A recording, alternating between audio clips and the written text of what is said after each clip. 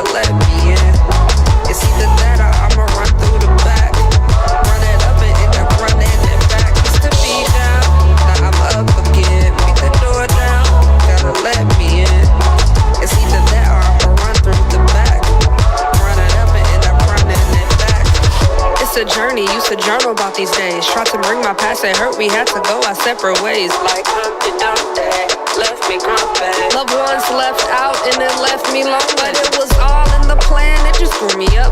Telling the plans to myself like it's two of us. I learned to stand by myself when it's feeling sus. And that feeling inside is the one to trust. Can't nobody tell me what I can't do, cause the night's still young and I ain't through. It's the type of tune you blast through the sunroof. Gonna play this one back if you need proof. Used to be down, now I'm up again. Beat the door down, gotta let me in. It's either that or I'ma run through the back. Run it up and end up running it back. Used to be down, now I'm up again. Beat the door down, gotta let me in. It's either that or I'ma run through the back. Run it up and end up running it back. What you do? Took a leap of faith and landed on my feet. And what he do? Ordered my steps like I was keeping the beat. Say it ain't true. Weird energy, gotta keep it discreet. No kin to me, but always relay team. But I choose my battles well, no debating. Ran it up by myself like a relay team. Stayed 10 toes down even when I was down. Now I'm up, now I'm about to go 10 more rounds. Ain't nobody tell me what I can't do, cause the night's still young and I ain't through. It's the type of tune you blast through the sunroof. Gonna play this one back if you need proof. Used to be down, now I'm up again. Beat the door down, gotta let me in. It's either that or I'ma run through the back. Run it up and end up running it back. Used to be down, now I'm up again. Beat the door down, gotta let me in. It's either that or I'ma run through the back. Run it up and end up running it back. Dance, I wanna see you dance. Just get up and dance. Move around, let me see you just dance now. Jump up, baby now. Get down. Let me see you move around. Just move around. Used to be down, now I'm up again. Beat the door down, gotta let me in. It's either that or I'ma run through the back. Run it up and end up running it back. Used to be down, now I'm up again. Beat the door down, gotta let me in. It's either that or I'ma run through the back. Run it up and end up running it back. Dance now, move around, let me see you just dance now. Da da da, ra da, dance now.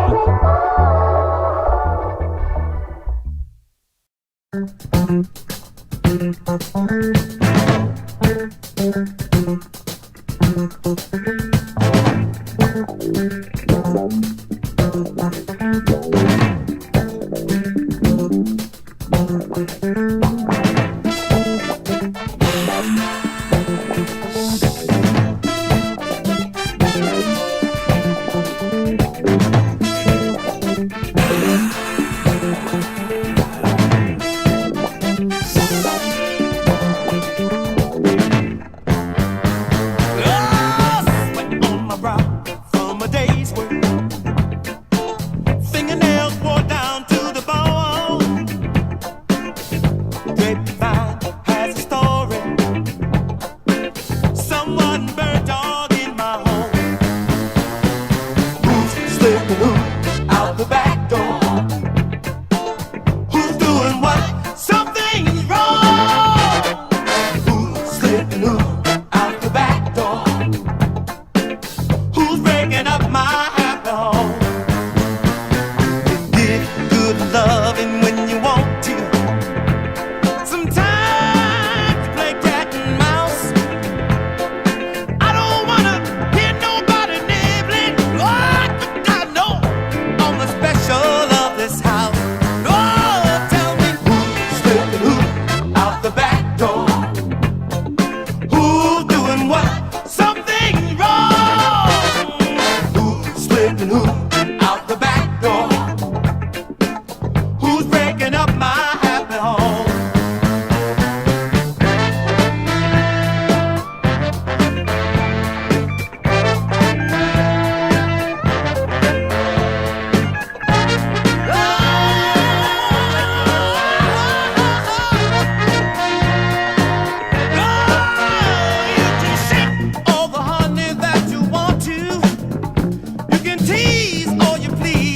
their face.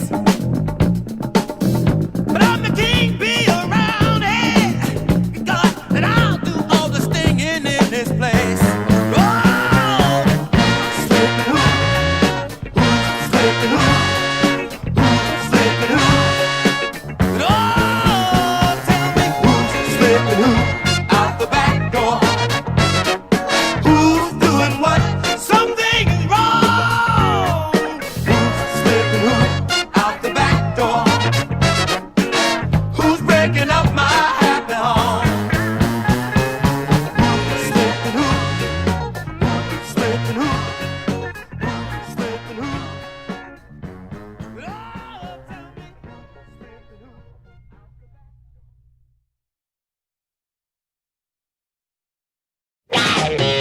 Jesse James and Frank James, Billy Kid, all the rest. Supposed to be some bad cats out there in the West. But when they dug me and my gangster ways, they hung up the guns and made it to the grave. 'Cause I'm a gangster of love.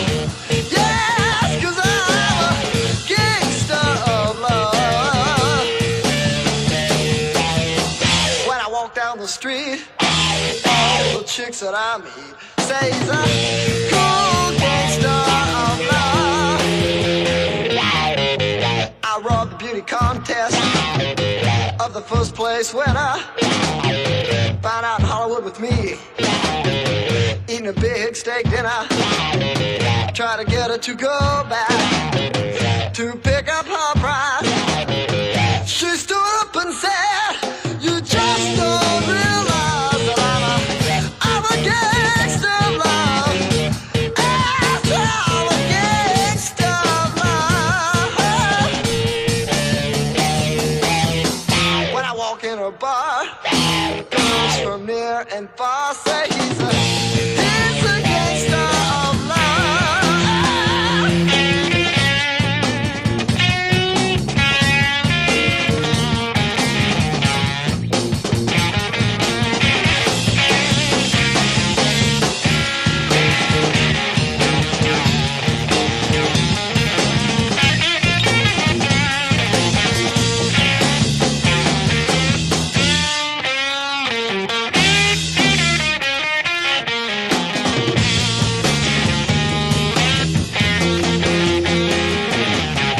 Jump in my Widows Cadillac, cross the borderline, rope 65 girls, make them all the same time. Took 25 or 30, put them all on a freight, a reward for me in each and every state. Chef said, "You've man read," in a very deep voice. "Yes, sir, brother sheriff, and that's your wife on the back of my horse, 'cause I'm a gangster of love. Yes, I'm a gangster of love." When I walk down the street, all the girls that I meet say he's a cool gangster of love.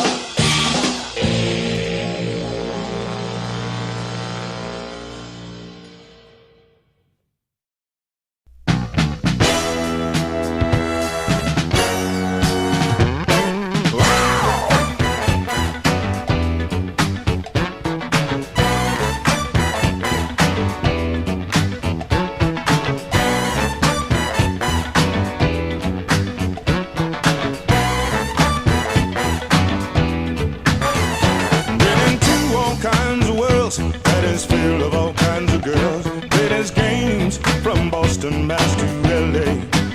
He left his mark in every town, left broken hearts and lost and found. They don't love him and then he's away. Well, I watched her change his style from a playboy to a child.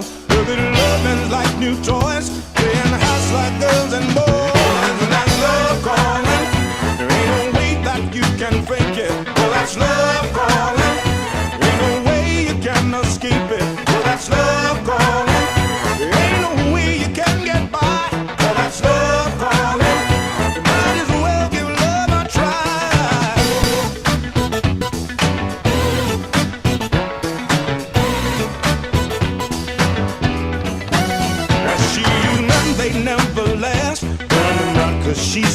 past, broken homes and empty pockets in her wake. She caused a lot of grief, you see, on the day that she was free, pretending love, but it was a genuine fake. Well, I watched him change her ways. She was totally amazed how he loved her with such ease, but like a summer breeze. That's love calling. Ain't no way that you can fake it. Well, that's love calling. There ain't no way you can escape it. Well, that's love calling. There ain't no way you can get by. Oh, that's love calling. You might as well give love a try.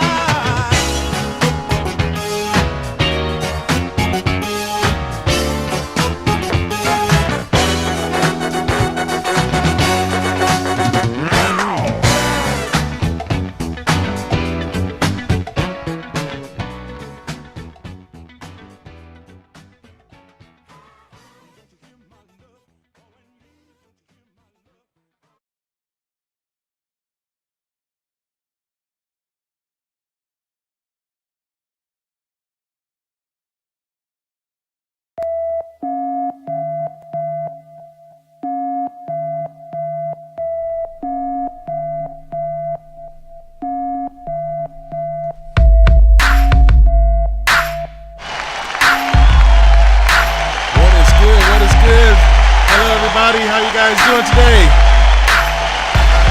Welcome on this Sunday. Hope everybody is staying safe today. This is Markeyse from the Keyse Review, coming to your YouTube streams today. Hope everybody's staying safe. We've been having a lot of fires out here in California, so I hope and pray that everybody's doing good today. How you guys doing? Man, we have a lot of stuff going on, man. Of course, you guys already know I'm repping. What are you talking about? Lakers all day, every day, y'all. How y'all doing, man? What's happening? I heard a lot of trash talkers over here talking about Houston was going to take out the Lakers. How's that working out for you? Is the only question I want to ask y'all, you know? What? How that working out for y'all? You know what I'm saying? So, we doing good, man. Lakers over here, conference finals, first time in 10 years. Just wanted to throw that out there. We also have a little bit of football started up. Actually started off Thursday, but today is the first Sunday. So hopefully you guys have set your fantasy football leagues today. Hope everybody's doing good with that. And I actually forgot to hit the record, which is fine because I'm not missing much. Oh, let me make sure I go back to my main computer on that. Hit that, forgot to record, but no big deal because YouTube is already streaming. But yeah, hope you guys doing good. You know, hope you guys watching some football. You know, some guys might not be watching today, but of course you can rewind the stream, check out your football games, you know, and then check out the Keyse Review live later on today. So we got a lot of topics today, guys. Like when I announced last week was the Tech of September, like I meant it. You know what I'm saying? Like, this is going to be a mega episode today. Like, it really, really is. It's going to be a real big episode. We got everything today. We got Apple. We got Motorola. We got Volkswagen. We got, I think I said Microsoft, NVIDIA. We got Sony. Like, the list goes on, man. Like, I had to cut out some stuff today. Also going to be announcing a little bit of a change to the Patreons. So, stay tuned for that. Also got a giveaway. We're going to have a giveaway, guys, next week. You know what I'm saying? So, giveaway. That's going to be sponsored by HDM Records. So, I'll be talking about that at the end of the stream. Near the end of the stream, I should say. But, yeah, we got a lot of topics going on, guys. So, first off, we're going to have the Apple event going on today. Not today, I'm sorry. We're going on Tuesday, I believe, is going to be happening. We are going to hear about the new iWatch, the Apple Watch. We're going to have the new iPad. We should also, from what I'm hearing, even though it's been delayed, allegedly, we're going to be hearing about the new iPhone. Okay, so we got Motorola, also, that's going to unveil. They have unveiled the new Razr. We got Microsoft. The Surface Duo's out, so let's click on that. One of the phones I'm looking forward to. We also have NVIDIA. NVIDIA's coming out with some stuff. they came out with their RTX line of 30 series graphical processors, but there's some other stuff that may be in the works. We also going to have Nissan. Nissan has teased the new Z, I want to say Proto is what it's called, the Proto. So the Nissan Z Proto is coming out, and it seems like it's going to have a manual. What? So you can check that out. We got the Volkswagen. Volkswagen is going to has been showing off pictures and stuff for their concept vehicle, the ID4. We also got some Sony news and the event that's going to be happening this week. So some more hand claps. We've been doing a lot of hand claps already in this show, and then we're going to end off with Microsoft with the Xbox Series S that I have been talking about that they need to just unveil. And look like Microsoft was forced their hands today because, or a few days ago, because it was leaked beforehand. So, a lot of stuff happening, a lot of tech happening, guys. Hope you guys is here for the show. I'm reading your comments, got it right here on the surface right here. So whenever you guys, respond, I'll try to look at the comments and everything like that, respond to some of your questions. So let's get right into it. Let me go ahead and we're going to go change these slides real quick. So starting off with Apple. Apple is having an event this Tuesday, September 15th. So basically, like I said, we should be seeing the new watch, the Apple Watch, and the new iPad. So here's where we're hearing that the new iPad is rumored to have an edge-to-edge display, meaning that you're pretty much just see display. You're going to see not too many bezels, at least on the left and right, I'm going to assume. I don't know if they're going to go top and bottom too, as much as possible, but they are going to be, from what we are hearing from what the rumors are suggesting, that they're going to have the edge-to-edge display. Also, I'm hearing another rumor that says that Apple iPad is going to have USB Type-C. Now, I do not know if that means that it's going to replace the Lightning connection, or if it's going to be in addition to the Lightning connection, or else, otherwise. But that's why I'm hearing right now for the rumors.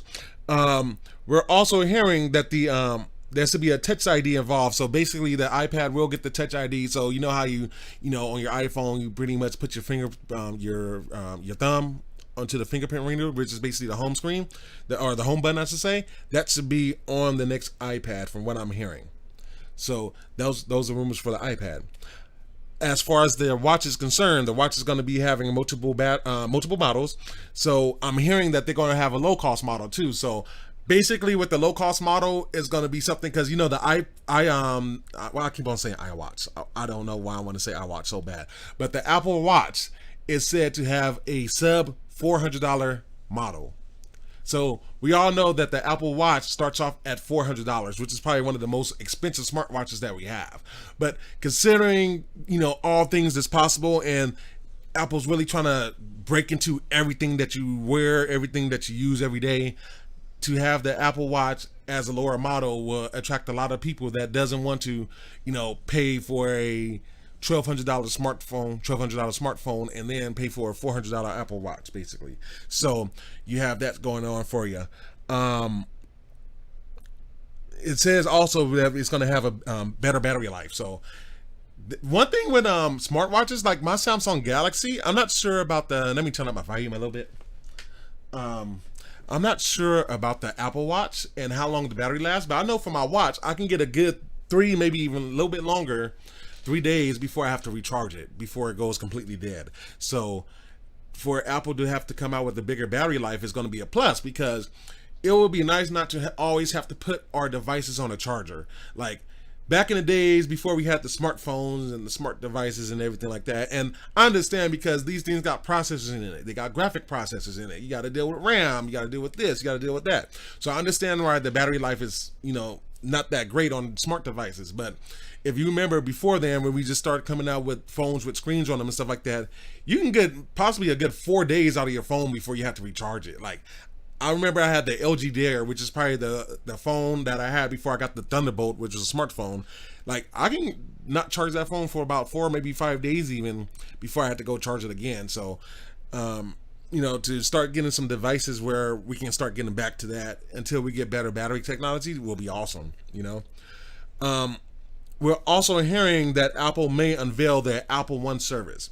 So for those of you that knows, I've been kind of lightly talking about it in the last podcast from last, that Apple's going to be releasing their service, which is basically combining all of their services that they had. So from what the leakers has been finding is that the code has been found inside of the Android build of Apple Music. So we know that they're going to be coming out with the Apple One service and everything like that.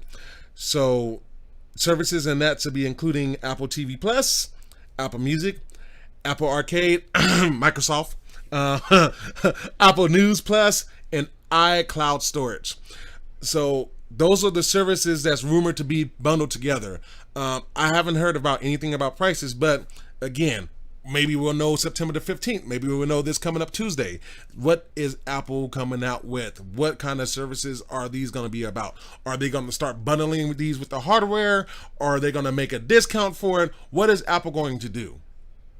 Because more and more, like if we look at how Microsoft, even though Microsoft has always been a software company, like we really seeing Microsoft now, even with the Xbox, down to the Xbox, that everybody's all about services now. Everybody's trying to sell you a subscription.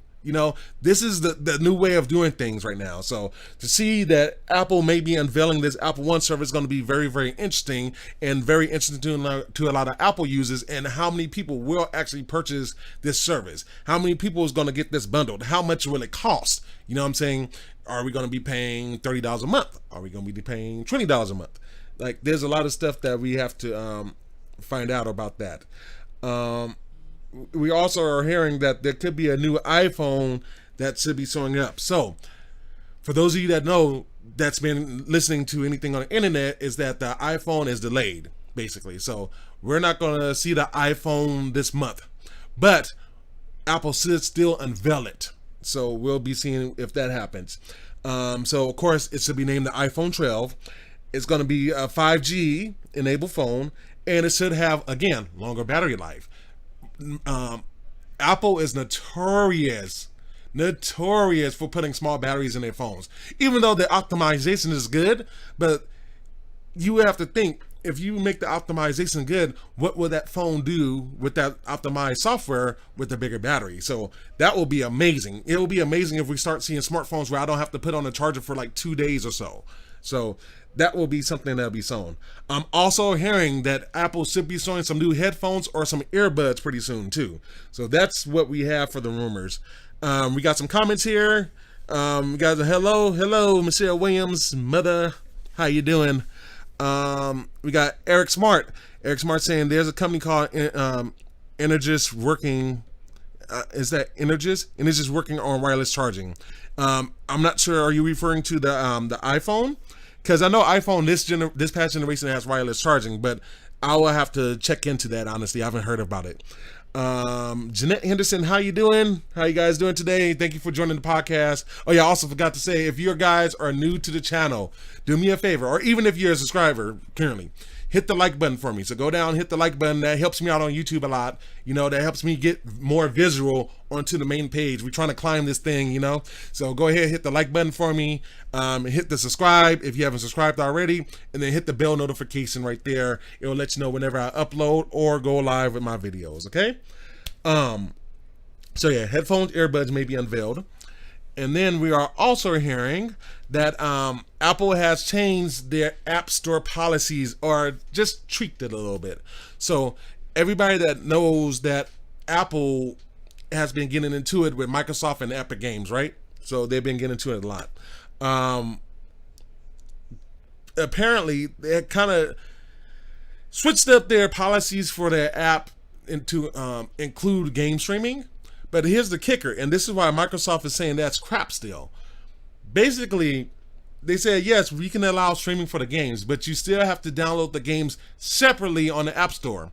So instead of just having the Microsoft Game Pass, basically, or the Epic Store for Fortnite or whatever like that, and then just downloading everything in the app, you still have to download it separately from the App Store. Guys, This is why I don't buy Apple products. Like, at some point, Apple, you're going to have to face the music that you're going to have to allow this to happen. That's my honest opinion. And for Apple to, especially for people that want to play games, guys, games is a big media. Games is becoming bigger than possibly music and videos. In fact, music and videos is integrating to games now, guys. Actors, directors are now, doing work in video game space. The video game space is getting big. You know what I'm saying? We're starting to have video games that cost $500,000 to make, $1 million to make. Like, we're at that stage, even more, When are we going to see a $20 million video game? We could see that pretty soon, guys. That's how big video games are exploding in the past decade, I would say. Apple has to allow at least the bigger studios, Microsoft, Epic Games, you have to allow them to have a platform. You have to allow them to control that stuff inside. You're already going to be reviewing the app and doing this and that and the other. You have to be able to let Microsoft do their thing, because it's not Microsoft Game Pass if you still have to download the game separately. Does that make sense? Game Pass, if I get on my Android phone, you're not going to have to download it separately. You know what I'm saying? But for some reason, Apple just wants to control every little thing. And it's like, it's our device. We got to control everything. This is one where Apple's completely wrong, 110%. Apple has to allow Microsoft and Epic Games to download their games from their own game store. It's not like they're going to release some bad content or anything like that. And it's not like it's going to be any viruses released or anything like that. Microsoft and Epic Games are going to be vetting all of their content. You know what I'm saying? So they're going to make sure, because they got a reputation to hold too, they're going to be making sure that nothing happens to their services as well. You know what I'm saying? And not only this, at this point, Apple's kind of alienating their game space. And here's why I was kind of hinted earlier about their Apple Arcade. Do they want the Apple Arcade to be bigger than Microsoft Game Pass or the Epic Games store? That could be a possibility. You know what I'm saying? Maybe they don't really want to compete in that space. But it's like, you cannot control stuff to the point where you're going to start chasing away companies and you're going to start chasing away people that buy your product. You know what I'm saying? So you cannot get to that stage. Like, that's stupid. You know what I'm saying? So Apple's got to really, really come to grips with this. We'll see what they announce. Maybe they'll announce some more stuff on Tuesday. But they have to be able to stop. They have to be able to just let this happen. Allow Microsoft Game Pass on the iPhone without you having to control every little single game. And it's only 100 games right now on Game Pass. Like, what are you guys worried about? Like, it makes no sense. You got 100 games and you want to control every little thing. Like, this is why certain apps is not on the Apple Store. Like, you have to not put every little bit of control into every little thing. Microsoft knows what they're doing. Epic Games knows what they're doing. You have to allow that to happen, guys. They have to allow that to happen. And you, the consumer, like, if you guys use these services, go ahead and complain to Apple. I keep telling people time and time again, like, people will, talk to me and complain like, oh, that, this company doing this company doing that. Don't tell me. I'm not the company. Complain to them. You know what I'm saying? Go complain to these companies. Complain to Apple. Hey, we don't like this. Trust me. If Apple, start losing people and start losing money, they're going to listen, because the last thing they want to do is start losing profit.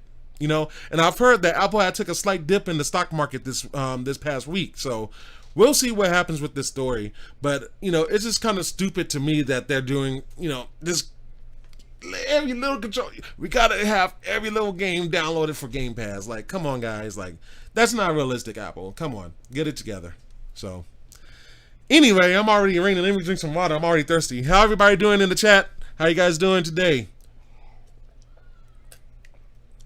Hope you guys doing all right. So we are showing the new stuff right here. This is the Razr. So this is the Motorola Razr 2. They have announced a lot of stuff actually for it. So everybody knows this is homage to the old Razr phone, which I loved. I had two Razr phones actually. I had the 3G and I had the music phone. So I love the Razr phones, and they coming back basically starting with the last year edition. This year they improved a lot of stuff. So you can see as they improved on like a lot of the hinges and stuff like that. You can see there's a couple of colors. I believe they have 3 colors. So you can basically see over here that you have their that the hinges look a lot better. I mean, that thing almost looked like it's completely closed. It kind of hides the curves of the OLED right there. But basically what they said that's going to be in this phone, they're going to have 5G, which is a given for most new smartphones nowadays. It's going to have a 48 megapixel, what they're calling an improved selfie camera. So right here, I actually changed the slides. I think this one might show it. Yeah, here's the other color. So if you see it right here, this is your selfie camera, and it has a flash right there. All right. So you also got the improved quick view display. So this is the quick view right here. Right, so that's your quick view display, and what they were showing was awesome. I was watching MKB HD this earlier this week, and you know, I wish I was at that stage where companies would give me phones to test, but not yet. You know, we got to get the Keyse review up there a little bit more. But he was reviewing the phone, and he was just saying like how good that little screen was that he was using in his initial impressions. So you have that. They saying basically the gestures up, right, left, down. You can do things like cameras, you can do things like navigation, photos, Google Pay, all that good stuff for that screen. So you can see this is the phone fully open right here. So that's the OLED when it's fully open. There is a slight, you know, of course you're not going to see it on these because these are polished. These are directly from Motorola site. You're not going to see the little, the bend. That I hate the little crease. This is the phone where it's closed in. I mean, I like this design, guys. I really, really do like this design right here. This thing looks amazing, honestly. Like, it does look a little bit better than the last one.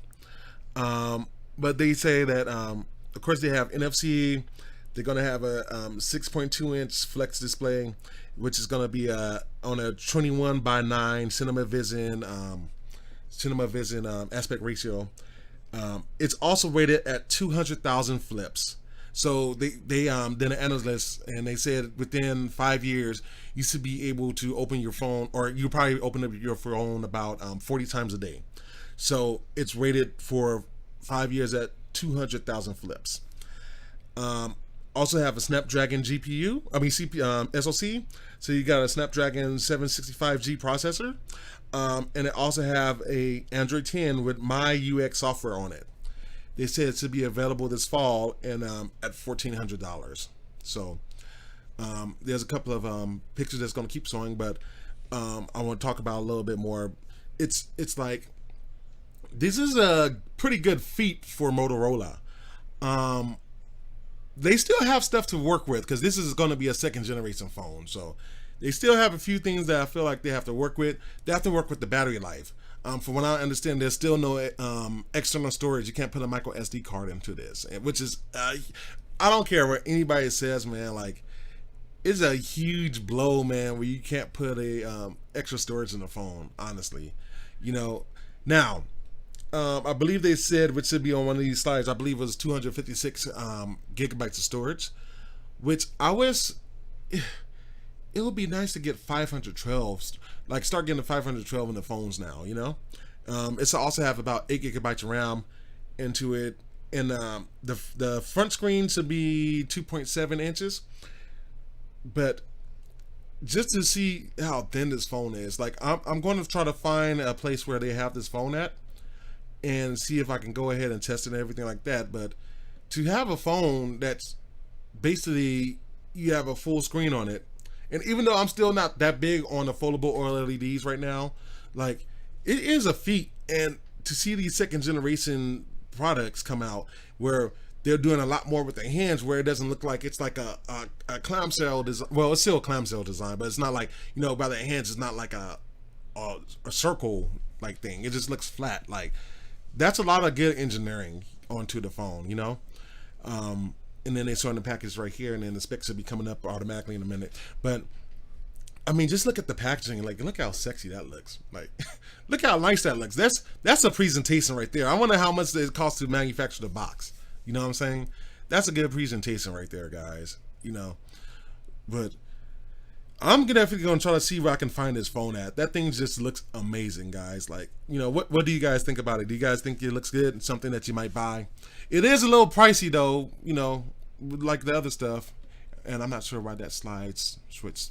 I must have accidentally pressed that auto. But you can see right here, Qualcomm Snapdragon 765G, Adreno 620 GPU, 8 gigabytes RAM, 256 gigabytes storage, 6.2-inch OLED display with the 2.7 in the front. It does have Gorilla Glass, 48 megapixel selfie camera, all-day battery, which is 2,800 milliamp hours, 15-watt turbocharger, Android 10 with my UX software. Of course, I told you it was rated at 200,000 flips. 5G, Bluetooth, USB, Type-C on it. Available this fall for about $1,400. So those are the specs right there. Man, it's almost like it'll be nice to have this as a play phone. You know what I'm saying? Expensive play phone, but just something to play with. Because I don't know, man. The Razr was like, I think the Razr was probably like one of the phones that I really start getting into back when I was really getting into cell phones. And I would probably say it was probably one of the best cell phones out, you know, at the time. So if you guys are old enough, you know, for you guys that's in your 30s and 40s, at least, remember that Razr phone was popular, man. Like at one point, I think everybody started getting a Razr phone. That, you know, how thin it was, you know, how the keys felt on it, the LEDs on it, all that good stuff, you know. So yeah, that's basically the Razr phone. So now we're gonna go to another phone topic right here. So we have, as soon as the screen changes, we have the Surface Duo. It has been unveiled, and you guys know this is one of the phones I'm kind of looking at right here to get.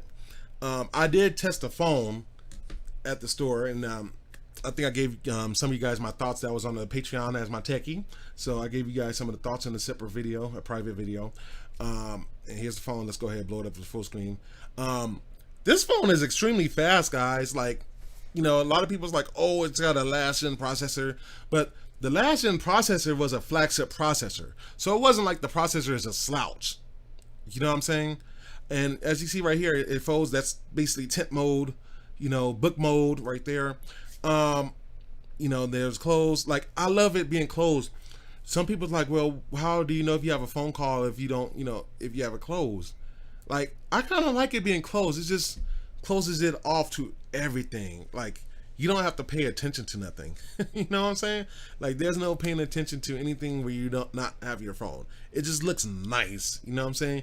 It really do look nice on there, you know? But anyway, the phone came out Thursday. A lot of reviewers said that they love the concept of the phone.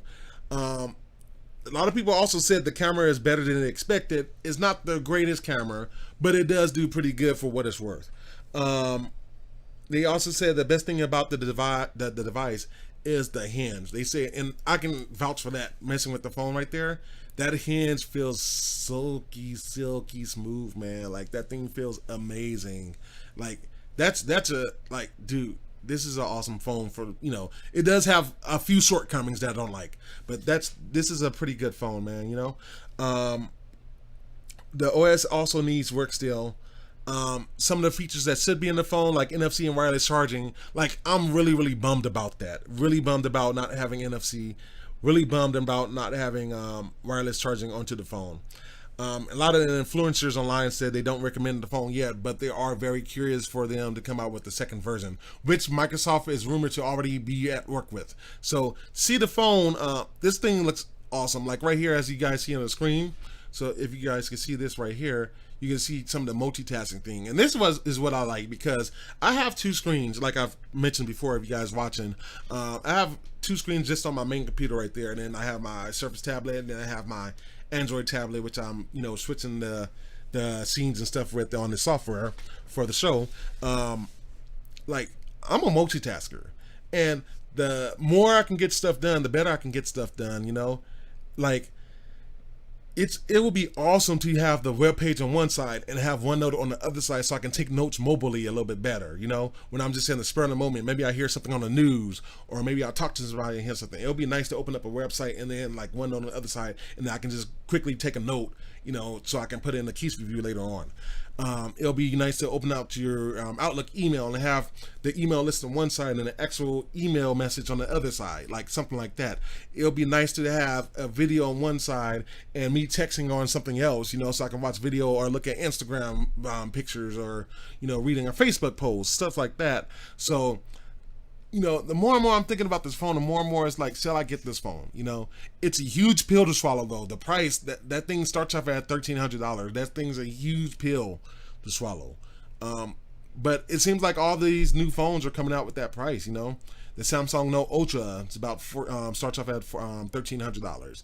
Now you just saw the Razr. The Razr starts off at $1,400. So that's the price, you know. The new iPhone most likely going to start off about $1,400. So like that's where we're looking at, you know. So it sucks. It's money, you know, and then that means your premium, because I think my premium, which I think ended with this past pay that I just paid to AT&T, is over, and that was like about $37 extra a month for the financing of the phone. So, you know, phones going to be expensive, man. Like it's crazy to say, but phones is going to be a little bit pricey. You know, it is what it is. But for something like this might be worth it, man. Like the screen is, I'm hearing is highly reactive.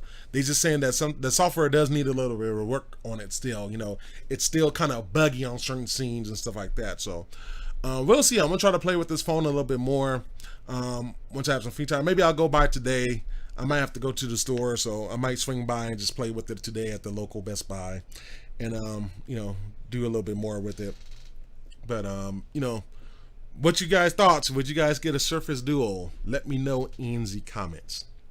So outside of that, we're going to go to a little bit of compute news, and then we have a video of the new unboxing of the NVIDIA RTX 3080. And these things look like, the design aspect of these things alone, we're not even talking about the graphics of that, like the graphical horsepower that this thing gonna have. Like, we're just talking about the looks of this thing. It looks so nice. It looks so sexy, man. Like, it really do look good. And I will have to say that NVIDIA has done a great job at this phone, you know. Like, to stuff first all these, what I think it was millions of transistors in these things is a feat. To keep this thing cool is another thing, because this thing for the 3080 I'm hearing is over 300 watts of powered max. So it's interesting to see how these companies are just advancing technology. Like, how can you outdo yourself the previous generation, you know? So anyway, let me set up for a minute. Let's go ahead and start playing some video. So let's get this started right here. So what's up, everybody? My name is Dwight, and today I'm excited to share with you an unboxing of the GeForce RTX 3080. This is our flagship card for the new GeForce RTX 30 series, our second generation of RTX. The GeForce RTX 30 series brings our biggest ever generational leap. You'll see up to 2 times the performance of last generation's GeForce RTX 2080, and it's powered by the all-new NVIDIA Ampere architecture. This new architecture features 2nd generation ray tracing cores for a huge boost in ray tracing performance. It also features 3rd generation tensor cores to do AI processing for features like DLSS and NVIDIA Broadcast. The GeForce RTX 3080 also has new streaming multiprocessors and 10 gigabytes of the world's fastest graphics memory, GDDR6X. So you'll see a huge boost in performance for all types of games with and without ray tracing. A quick look at the box, you'll see a very sleek design with GeForce RTX 3080 on the front and the side, with the bottom listing the PC requirements. Now, let's crack this open.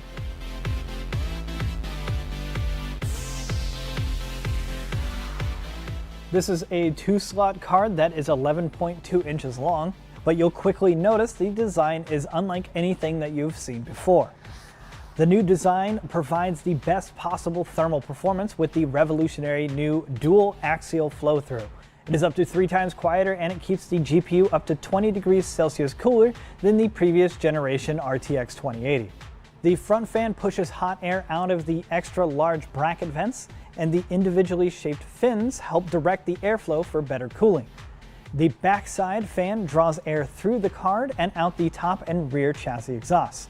This is possible because the PCB is shorter, which lets air flow through. You'll notice the card also has the new 12-pin power connector. This facilitates the power with less space, further enabling better airflow through the fins. Don't worry though, you don't need a new power supply with a 12-pin cable. Included in the Founders Edition is an adapter that converts 2 standard 8-pin power cables to the 12-pin connector, which as you can see here takes up significantly less space. Lastly, let's take a look at the ports. You'll see 3 DisplayPort 1.4a and the new HDMI 2.1 port, which enables 4K at 120 Hz on this card with a single cable, which is something I have been personally looking forward to. I'm excited for all of you out there to get your hands on the new flagship and experience the power of RTX firsthand. The GeForce RTX 3080 is available starting September 17th. Thanks for watching, and I'll see you next time. Cool, man. That's some good stuff. That's some real good stuff right there, man. But you can basically see, like, you know, he explained some of the cooling stuff. He explained that new 12-pin connector, and that thing is a lot smaller because I can tell you, like, building computers and stuff like that, like, you can definitely see, like, how that 12-pin port will make a difference. Like, that thing will make such a big difference. And honestly, I would rather see them like add these on the power supplies for now on, you know. And honestly, we might start seeing some of these power connectors on the motherboard, because what's going to end up happening with computers is that we're going to see the power supply basically feed a couple of power lines to the motherboard, and that's it. The motherboard will control everything as far as power is concerned on the system. And we'll start seeing, like, and Apple's already doing it with the Mac Pro. You'll start seeing the ports that's actually on the motherboard for extra power. You know what I'm saying? So we'll start seeing some of that stuff. It's going to be interesting to see how this thing's going to run. I would like to see a video, honestly, on that 3090. Like, that's what I really, really want to see from NVIDIA, is to give us a video on that 3090. Like, that thing's supposed to be a triple slot. Like, that thing's gonna look like a behemoth in your computer system. Like, how big, you know, do you have to have a graphics card to be? Like, 3 slots on that 3090. That's gonna be crazy. You know what I'm saying? That's gonna be real nuts, you know. So that was a commercial, but we do have some rumor on the upcoming Ampere line of processors. So we have found out from a leak, basically. And this was from Markeyse Dead. He's on Twitter. You know, gives you a lot of news and leaks and stuff like that on products. He's basically saying that there has been a screenshot, and as you can see right here, from the NVIDIA console, the control panel. This right here. So you guys see all this? This is what they're saying is the new Quadro card. So you know the Quadro card is a professional card you put in. So if you're doing anything like I am doing with the Keyse review, I'm using XSplit, I'm using PowerPoint, Adobe Premiere, Avid Media Composer, you know, things like that. Like, that's where this card's gonna be big at. So basically somebody had asked him, is this a Titan card or is this a Quadro card? So he said Quadro, but Titan is coming, baby. So does that mean we're gonna get 2 cards? You know what I'm saying? So, like, I thought the 3090 is basically the replacement for the Titan card. So that would be interesting to see what NVIDIA does with these cards. As you can see right here in the picture, this thing's gonna have 10 just ridiculous number. God. 10,000 right here, 10,752 CUDA cores. Those are little processors, guys. Those CUDA cores is basically a little processor.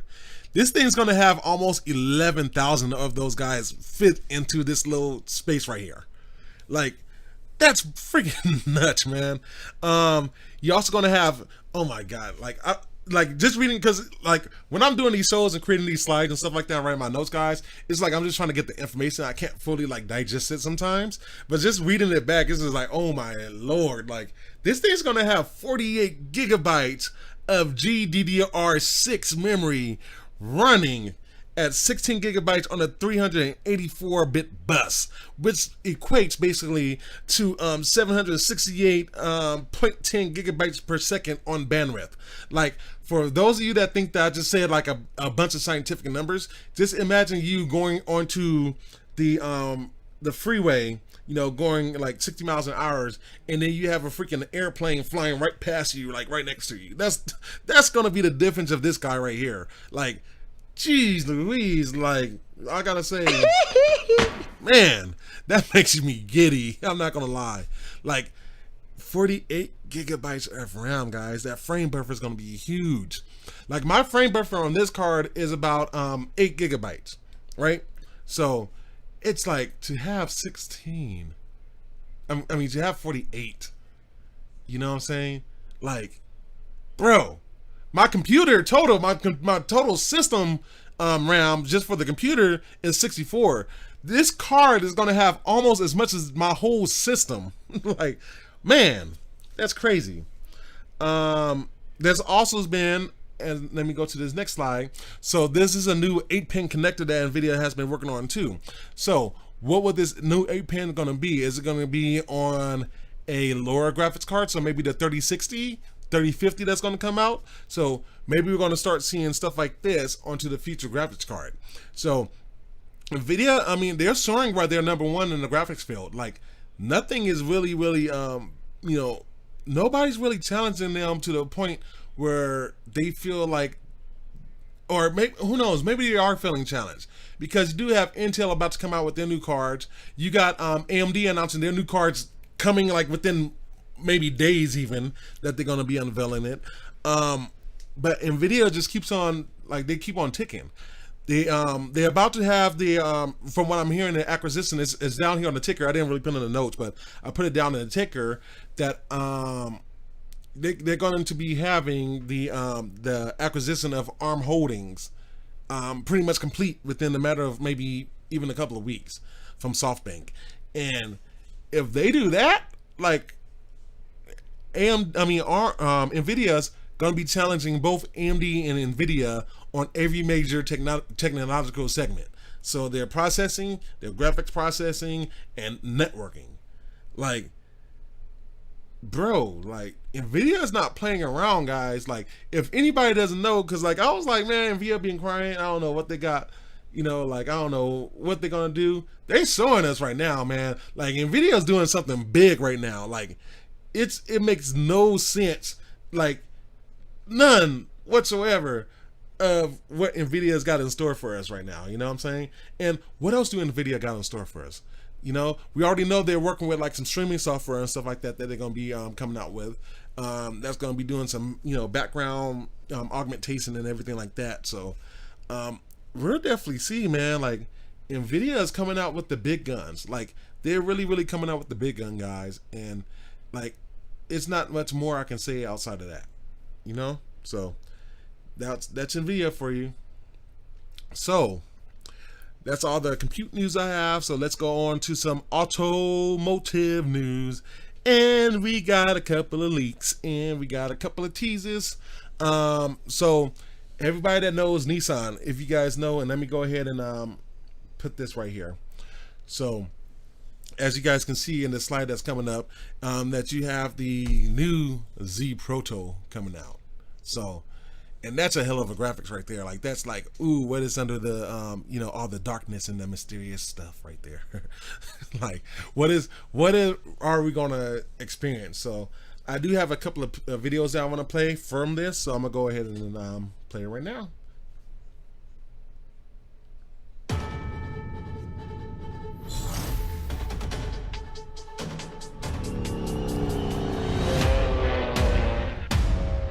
Great car, as it just proved.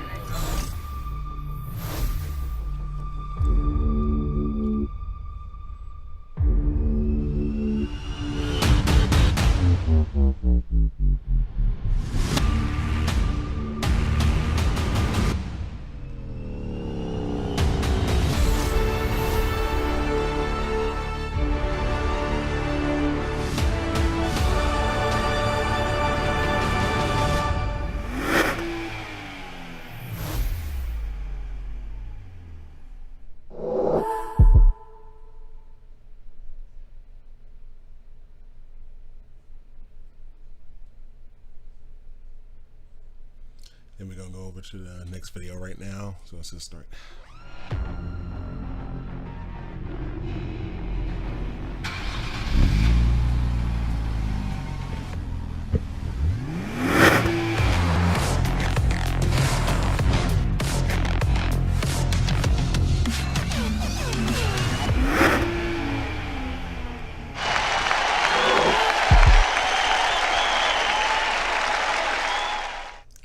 Yeah, buddy. Look at that stuff right there, man. Woo! And the cool thing about it, guys, is that it looks like it's going to have a manual transmission. So let's go ahead and give it a try. Yeah, baby. So for those of you guys that talk about, man, they don't come out with no more manuals. Hey, here's your chance. You got a manual vehicle coming out, and I still don't know much about it outside of that, but they should be showing it, and as you can see by the graphics and the videos, is that they will be having an event on the 16th. So the Nissan Z, and then you kind of seen in the video all what they had throughout of it, and it's like the Z has such a big heritage. It's going to be interesting to see. It's going to be interesting to see how they do the new one. It's going to be interesting to see what kind of features they have in stock, you know, because last year we had the Toyota Supra being unveiled, and it was a great unveil, honestly, for the Toyota Supra. But what is Nissan coming out? You know, these Japanese car companies are gonna start coming out with a lot of new stuff, and we're hearing new products from Nissan, new products from Toyota outside of this. I think I talked about a month ago about the I think the Aria vehicle that they're coming out with, the electric car. So it's gonna be huge. This is gonna be a big deal. You know what I'm saying? I think this is possibly the biggest Z launch that's gonna be coming out. You know what I'm saying? Like, I am really, really anxious to see what Nissan, and we're going to get it this week, guys. Like, I don't know, like, I'm going to be doing some streams this week. They're probably going to be late because I have to work, but I'll probably be coming home, you know, take a shower and then stream. Basically, like, it's going to be a lot of stuff. We got a comment here from Brian Williams. It's going to be a Z revival. Yeah, it's going to be a huge Z revival because, correct me if I'm wrong, we haven't had a new Z in maybe a couple of years, right? Or even a few years, probably. I think the last Z came out in 2017, I want to say, something like that. So yeah, it's gonna be fun. And again, guys, like, you guys are seeing all these different tech coming out this month. Like, September's a huge month for tech. I wasn't lying about that. That's why, again, last week's episode, the tech in September, that was to start off this whole month for this live streams, for these podcasts about all the technologies that's going to be coming out. You know what I'm saying? We got everybody. You even see you see on the ticker right now, Maserati coming out with some stuff. You know what I'm saying? We actually have Lucid Motors. I didn't put that in my slide because I had a lot of stuff to put in and a lot of other stuff to do, but I'm gonna probably be doing it for next week's episode about the Lucid Motors ride. They did their live stream and stuff like that, so I haven't watched it yet, but it's like all this stuff is coming out this month, guys. It's almost like tech overload, and it's from different categories. It doesn't matter if it's gaming, it doesn't matter if it's cell phones, it doesn't matter if it's vehicles. It's like we're just getting so much new tech, guys. It's just like, wow, like what are we really in store with? You know, what, it's like amazing. You know what I'm saying? It really is. So let me see, we got Brian also commented that Lucid SUV is gonna be fire. Oh yeah. Now let me ask you this, Brian, since you're commenting, would you prefer the Lucid SUV or would you prefer the Cadillac, the new Cadillac that we seen that sold up a couple of weeks ago? Which one, the Cadillac or the Lucid? I want to see your answer. We got Eric Smart talking about Tech Timber. Yeah, this is basically Tech Timber. I think somebody been calling that online Tech Timber. So it's gonna be fun, man. A lot of stuff. But Brian, yeah, I want to know which one, the Cadillac or the Cadillac or the Lucid. I'm almost leaning towards the Cadillac a little bit too, man. Like that Cadillac, man, like I might have to do an episode just on vehicles. It's a lot of vehicles that's coming out, you know, to keep this stream, like, you know, probably just like somewhat, you know, short, because we got so much stuff. I still got stuff to do, You know, it's just like, man, we got so much stuff coming out, guys. So it's amazing. Let me see. Brian responded. So he says, probably the Lucid. Love the Caddy, but the Lucid would be bigger and more advanced. That's true. That's true. And one thing I like about the Lucid, they're going to be a luxurious line like Cadillac, but they're going with all their horsepower and all the specs of the motors and the battery life. They're going after Tesla. Like, I don't think that Tesla after long is going to be the top EV company no more, guys. That's my honest opinion. With some of the stuff I've seen with Tesla, they come out with cool stuff, don't get me wrong, but they're late with manufacturing a lot of times. Their quality is always questionable. It's not like they're a horrible company, but Lucid is like, hey, we got next. You know what I'm saying? Like, we got next. This is almost like Boston versus the Lakers right here. Like, you have Tesla. Tesla's Boston. Of course, Tesla's Boston. And then Lucid's like the Lakers. You know what I'm saying? They're like, we're going to come up and we're going to whip some butt. Like, we're going to whip some booty today. You know what I'm saying? And I'm real interested to see what Lucid does. And there's a lot of EV manufacturers that's popping up. And then even the big companies, there's a lot of emphasis on electric vehicles. Like the next vehicle I'm going to show in a minute. But we're definitely going to get a whole lot of stuff from electric vehicles, man. Like, Lord, like, I can't wait. Let me see. Brian also said Lucid 100% EV manufacturer. Also, yes, just like Tesla. I love my Caddy, but I'll take an ICE one, maybe a plug-in hybrid. Yeah, that's the only thing, and it's not a problem with the car manufacturers, but this is a problem with just battery technology in general, guys. Like, there's so much technology that's being worked out, but we don't have it yet, because with their smartphones, with our smart electric vehicles, like tablets, laptops, we really do need new battery technology, because we're pretty much the major technology is lithium ion. So we need to have, and this is one thing that Bill Gates was kind of sponsoring with multiple techs and scientists and everything like that they were sponsoring like new battery technology. And there's a few technologies that look promising, and maybe I'll go over that one day, but we do need something that's, you know, better than lithium ion at this point. Like, lithium ion been around, we love it, you know, but it is old and it is time for something new. And once we get that coming out, I can see our cell phones, you know, lasting a week without a charge. I can see our vehicles being able to go 400 or 500 miles. You know what I'm saying? Probably even more than a lot of gasoline vehicles. So, you know, especially in the case of electric vehicles and trying to save the environment as much as possible and stuff like that, and which you guys know I'm big on trying to recycle as much as possible and stuff. You know, it's not perfect, but it's like, you know, we're going to be there basically. So anyway, enough of me rambling. Let's go on to the next one, which is an EV vehicle. So we have Volkswagen right here. This is called the ID4. So there's going to be a few pictures right here. So this is a concept vehicle. We are hearing that this vehicle should be unveiled this month. So the site's going to autoplay. I think it's going to auto change. I got notes there. So this thing, it's an SUV. Obviously, it's going to be all electric from what I'm hearing. I'm not sure if it's going to be a hybrid. That could change. So note, from what I'm hearing, all the specs are not final yet on this thing. So, but it should be all electric. And for those of you that know, on one of my earlier podcasts, I announced that Volkswagen is saying they're going all in on the electric vehicle, guys. So it's very, very possible that we don't see a gasoline engine in the next 10 years from Volkswagen. They're probably going to be joining the ranks of Lucid Motors, going to be joining the ranks of Tesla Motors.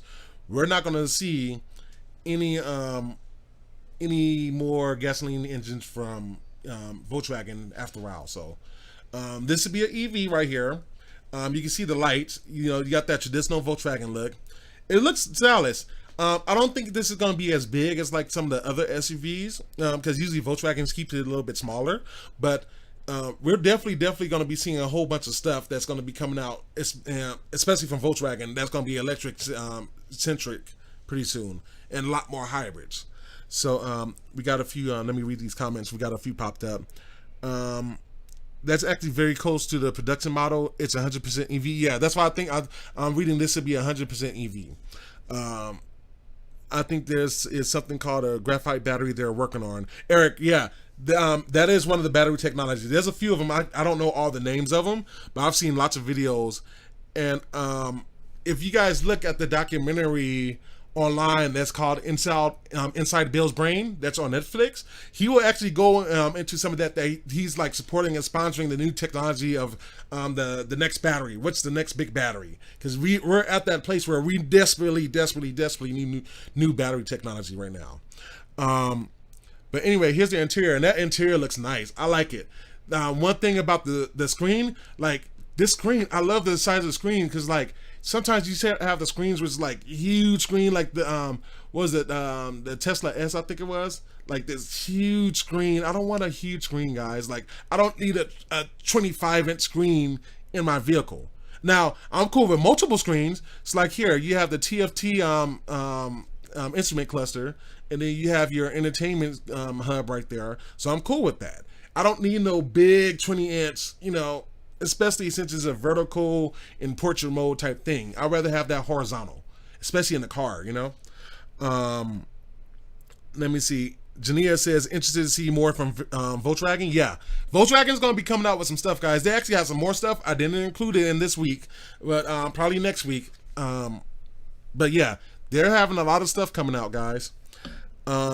Let me see. Brian says the game changer for Volkswagen will be the ID Buzz, the retro VW Buzz. That one will be huge. Yes, I've heard of that. I just haven't had time to research that yet. I've been hearing some rumors about it, and right now they don't have anything on their media sites, because a lot of these, like, you guys see all these graphics, and look at that key, by the way. Before I go on, look at that key. Good Lord, that's a sexy key fob right there. This minimum. Look at that. Sorry guys, I just seen the picture for that key fob. That, like, when I first seen this picture, I'm like, wow. But anyway, like I was saying, a lot of these actually go onto the media site, so the companies can pull a lot of these pictures, most of the pictures and videos as much as possible, So you see the navigation right there. That's going to be from look like Google, I think, from that guy. Yeah, that thing looks amazing. It really does look good. So let me get to some of the specs. I did write some specs what I got from the press site. I see you guys laughing at me. Don't be laughing at me. Don't be laughing. Don't pay attention to me. Anyway, the ID4, so SUV, ID4 is fully electric. Oh, I did write that. So it's going to be fully electric. It has a large panoramic roof that's made of glass. That is an optional option on the vehicle if you want it. Luggage compartment is said to have 543 liters of space, so pretty sizable. There's also, I'm hearing, that's going to be 2 models available of this vehicle.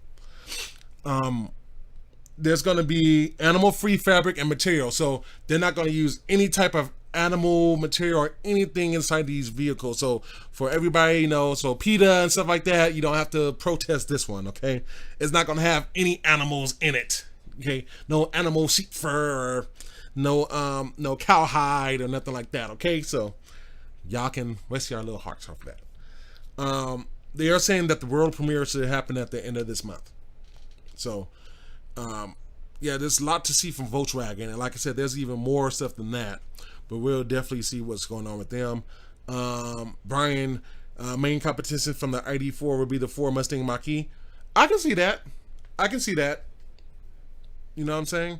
I can definitely see that happening, because we all know Volkswagen is probably, I think right now, the top brand, if I'm correct, or they was, either or, because they've been going that way for a while, and for a few years with the whole emission gate thing, they was kind of had a bad name to them and stuff like that.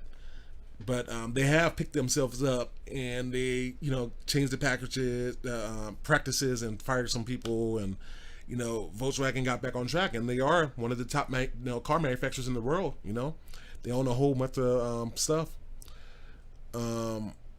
Very similar architects. Interior looks a lot alike. Yeah. And see, we're seeing also, if you guys, I'm not sure if you guys been noticing, we're also seeing the revival of the SUVs in general. Remember, there's been a row, especially with the rising gas prices, and especially in California. By the way, Governor Newsom probably will never watch this, but Governor Newsom, you said you was going to be investigating that for us. Can you investigate those gas prices, please? I would appreciate it. But yeah. So if you guys, like I said, if you guys notice, there's been a uptick in SUVs, and specifically, we're seeing a lot of electric vehicle SUVs coming out. We're seeing a lot of concepts. We're seeing a lot of stuff, you know. And even though a lot of them won't be available this year, we're going to start seeing a lot of them next year, you know. And with certain, like what they're doing with the Lightning and the screens and stuff like that, I mean, it's amazing. We seen the Jeep Wagoneer last week where it had the navigator screen on the passenger side. Like, I love that stuff, you know. I really do. Like, that stuff's just awesome to me. I really do like seeing like little stuff like that, and these manufacturers really going above and beyond and doing something to get our dollar, you know, because when you purchase something, especially your car, your vehicle is usually your second biggest investment that you have in, you know, as far as property is concerned. You want to feel like you're getting a proper investment on that vehicle. You know, like, you don't want to feel, you know, like, I ain't gonna lie. Sometimes when I buy the phone, I just feel like they're overpriced still. Like, I'm sorry. I understand it costs a lot to make technology, you know, but phones are still making a huge profit margin, you know, off of these things. And yeah, you got to make profit, and I understand, but like, still, you know, you shouldn't be paying for a $1,500 phone, especially if it's like not even a new form factor, you know. So that's just me. But at least with these vehicles, it's looking like we're going to start getting some stuff, guys. Like, and me, I also, my day job is working as an auto tech, so I'm doing like radio, speaker security, all that good stuff. You know, it's going to be interesting to see how the aftermarket market, how can I phrase that a little bit better? The aftermarket manufacturers respond to parts. You know, we're most likely not going to be able to change radios anymore. So the emphasis is going to be on speakers, digital sound processors, you know, security, surveillance, I can't pronounce today, surveillance, all that good stuff. So we'll see. I'm almost out of water. We'll definitely see what goes on with that stuff. But like Brian says, this looks very clean, you know. Like, I agree with that. You know, these interiors look clean, man. You know, we have a lot to look forward for tech, guys, and cars is not going to be no exception. I think cars, even faster than cell phones and gaming systems, have been advancing in technology so rapidly that these companies are really going to be competing a lot against a lot of stuff, you know. So let me see, Michelle, I totally agree. Yeah, like, I'm glad somebody agreed with me, because I just feel like sometimes with the going back to the pricing, the phones sometimes are just overpriced, you know. That's why I'm glad to see the OnePlus Nord, you know, the Google Pixel 4a, you know, like those devices, because those have great specs on them. You know, they're not the top, but they have great specs, because everybody doesn't need the flagship phone. Everybody doesn't need a Note 20, you know. Everybody doesn't need a Microsoft Duo. Everybody doesn't need a Galaxy Fold, you know, Galaxy Z Fold 2. People don't need that. That's, you know, more for tech people like me, or, you know, business people or multitaskers. Like, you know, for the majority of the people out there, you don't need like a big flagship phone, you know. You don't need the most expensive vehicle, but give me something that's, you know, a great price point that I can still enjoy, that I can get those next gen features in this vehicle, you know, or let me get the best stuff on the phone, you know. Like, I, you know, definitely agree with that. So anyway, that is what we got for the vehicles.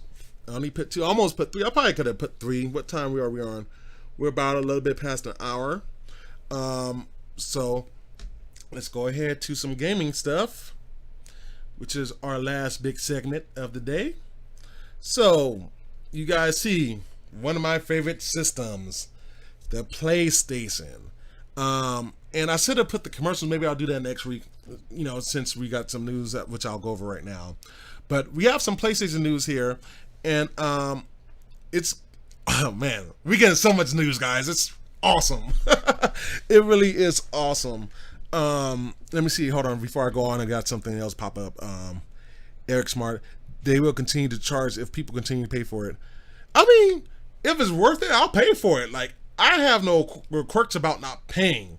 I'm just saying with certain stuff, like Eric, let's be realistic. Eric, tell me if I'm wrong. The Note 20, not the even the Ultra. No, let's throw the Ultra in it. The Note 20 and the Note 20 Ultra is overpriced. Period. I'm sorry.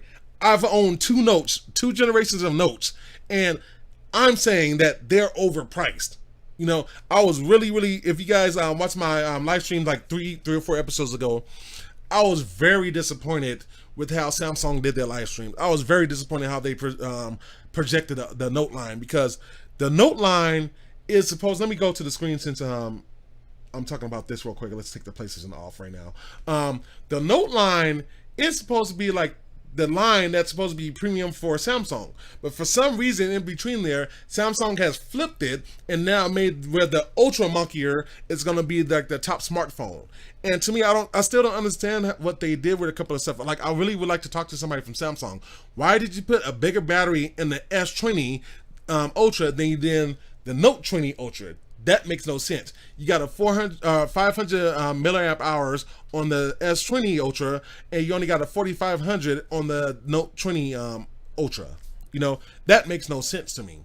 The Note 20 is overpriced. You have no expandable storage, which the Note always had expandable storage with the micro SD card, or you can put a dual SIM in a lot of them. You know, you reduce the materials on it, so it's a cheaper material on the Note 20 versus the Note 20 Ultra. It's a different screen from the Note 20 than the Note 20 Ultra. Like, it's so stupid, guys. It's very stupid that they made those phones it's two separate phones. Like, why not just call it something else? And I don't think the Note 20 should be $1,000. The Note 20 should be at a $700 price point. Period.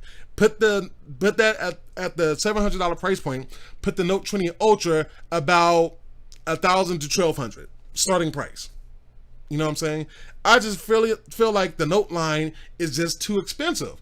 And yes, you got the better processor, but guess what? It's just a new processor, guys. Let's be realistic. You know, I love Samsung. I love my Notes, but I just felt like the Note 20s they're priced wrong. For what it's worth, it's not priced right. You know, because the Note 20 Ultra, I don't think should be priced with the Surface Note Dual. You know, that's my honest opinion. Like, there's no new form factor on the Note Ultra, the Note 20 Ultra. You know what I'm saying? That's just how I feel. Like, yes, you get the fast charging features.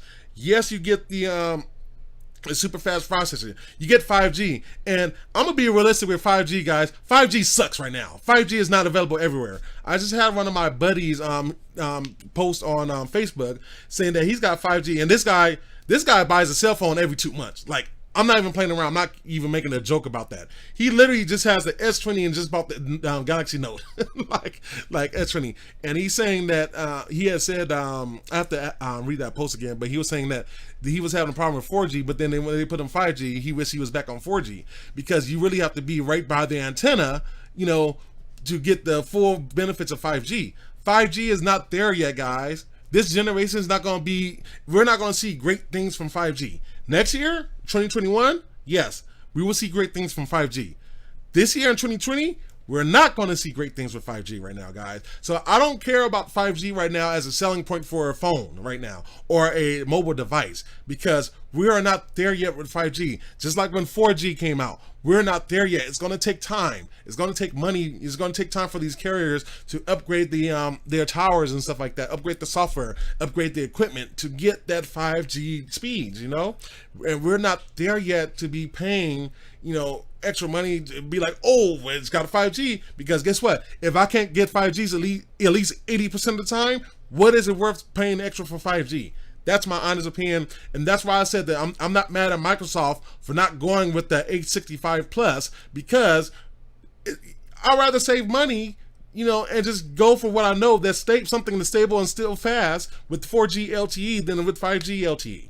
Like, that's just realistic, you know.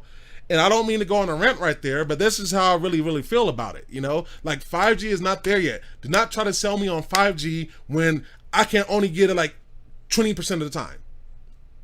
Why am I paying extra for 5G right now? That's just realistic, you know? Whew. I was heated on that one. I'm sorry, but that's just my feeling. You know, I always tell you guys, like on the Keyse review, I'm gonna tell you guys the truth, man. Even against the companies I love, I'm gonna tell you the truth. Let me see, Eric Smart. I agree. I have a Note 8 and decided not to upgrade to the 10 Plus last year, and the Note 20 does not support 45-watt charging. Yes, that is true too. That was another thing I was kind of mad at too. Jania says I agree. Eric says Note 10 Plus does. Note 10 does support 45 watt. Yeah, see, that's the thing too. Like Eric hit it on the head right there. Like you got some features on a Note 20 that they taken away. Like, okay, you got rid of the headphone port, which to me you should have left it, but whatever. I understand you're trying to get the phone thinner, trying to save some money. Okay, trying to save $5 per unit. Don't take out features like the SD card out of the freaking phone. The Note 20 is supposed to be the top of the line Samsung. Like Samsung, what are you doing? Jania, the Notes are way overpriced for sure. Yeah, I mean, I'm expecting the Notes to be expensive, but when you're looking at the Note 20 and the Note 20 Ultra, and you're looking at the specs, they're still impressive. Don't get me wrong, it's still impressive specs, but it just still feels like it's last gen. It's just like a minor upgrade. It's really, honestly, I'm gonna tell you exactly what the Note 20 and the Note 20 Ultra is. The Note 20 Ultra is really the Note 10.2. And the Note 20 Ultra is like the Note 10.5. That's how I personally feel about it, Like, it's almost like the car years. Like, every car year is not going to be a big bump, right? Like, whenever you purchase a vehicle, like if you purchase a 2019 versus 2020, most of the time, you get some refinement with some of the interior, you maybe get some new software features, and then, maybe a slightly better engine, right? It's not like it's a huge advantage, So, they should have kept it at the same price point, Because like for the top of the line Note was $1,000 last year. Now we like $1,400 this year. It doesn't make sense, So anyway, let's go back to some PlayStation news. Let's get on to some gaming. Our last subjects for the day, and we got a lot of them in gaming. So we got some good news, and starting off with the PlayStation, we have some leaks from the packaging. So here's what we're going to get, guys, from the PlayStation inside the box. Check this stuff out. So I'll read them off as soon as this goes into the screen. Sometimes it takes a while to go over or did I do the wrong slide? Yeah, my fault. Pressed the wrong thing. There we go. So check this out. So right here, this is your PlayStation 5. Right here, this is your PlayStation 5 Digital Edition right here. So if you guys see, you see it right here, PlayStation 5 console and then PlayStation 5 Digital Edition. So that pretty much comes with a lot of the same stuff. So you get the wireless controller, built-in 825 gigabyte SSD. Look at that, the base. Guys, I've owned every single PlayStation version there is. And starting with the PlayStation 2, you were able to add a vertical base to the system. It looks like, according to this leak, that the basis is going to be included inside the box. Yes. Thank you, Sony. Of course, you get an HDMI cable. Hopefully it's rated at HDMI 2.1, even though a lot of people's not going to have those TVs compatible yet. AC cord, USB cable, which is good because most likely you're going to need the USB cable to pair the controllers, instruction manual, and you get a Astro's Playroom for that.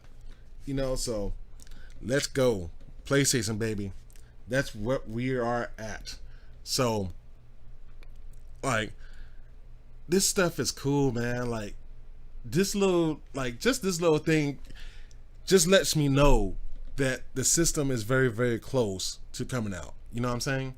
Like, you have this, like, the specs and model number. Like, we're still not seeing stuff like this for the Xbox. And we'll get to the Xbox. The Xbox will be our last subject of the day. And our top subject, obviously, from the picture. And that's why this episode is called X Marks the Spot. But it's just, like, amazing that we're getting all this information. And again, more tech. New tech, guys. Tech-timber. The tech of September, baby. So, now we got something else going on. And are you guys ready for this?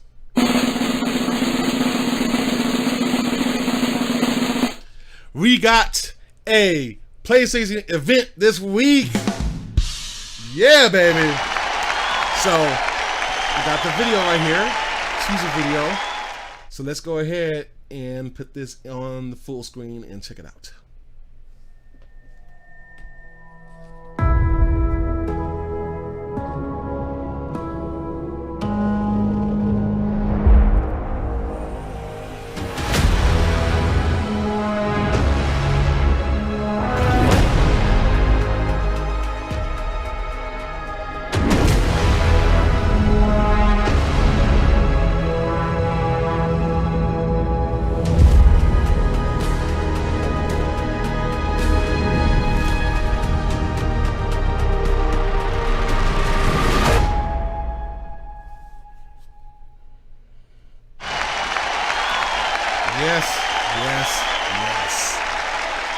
Yes.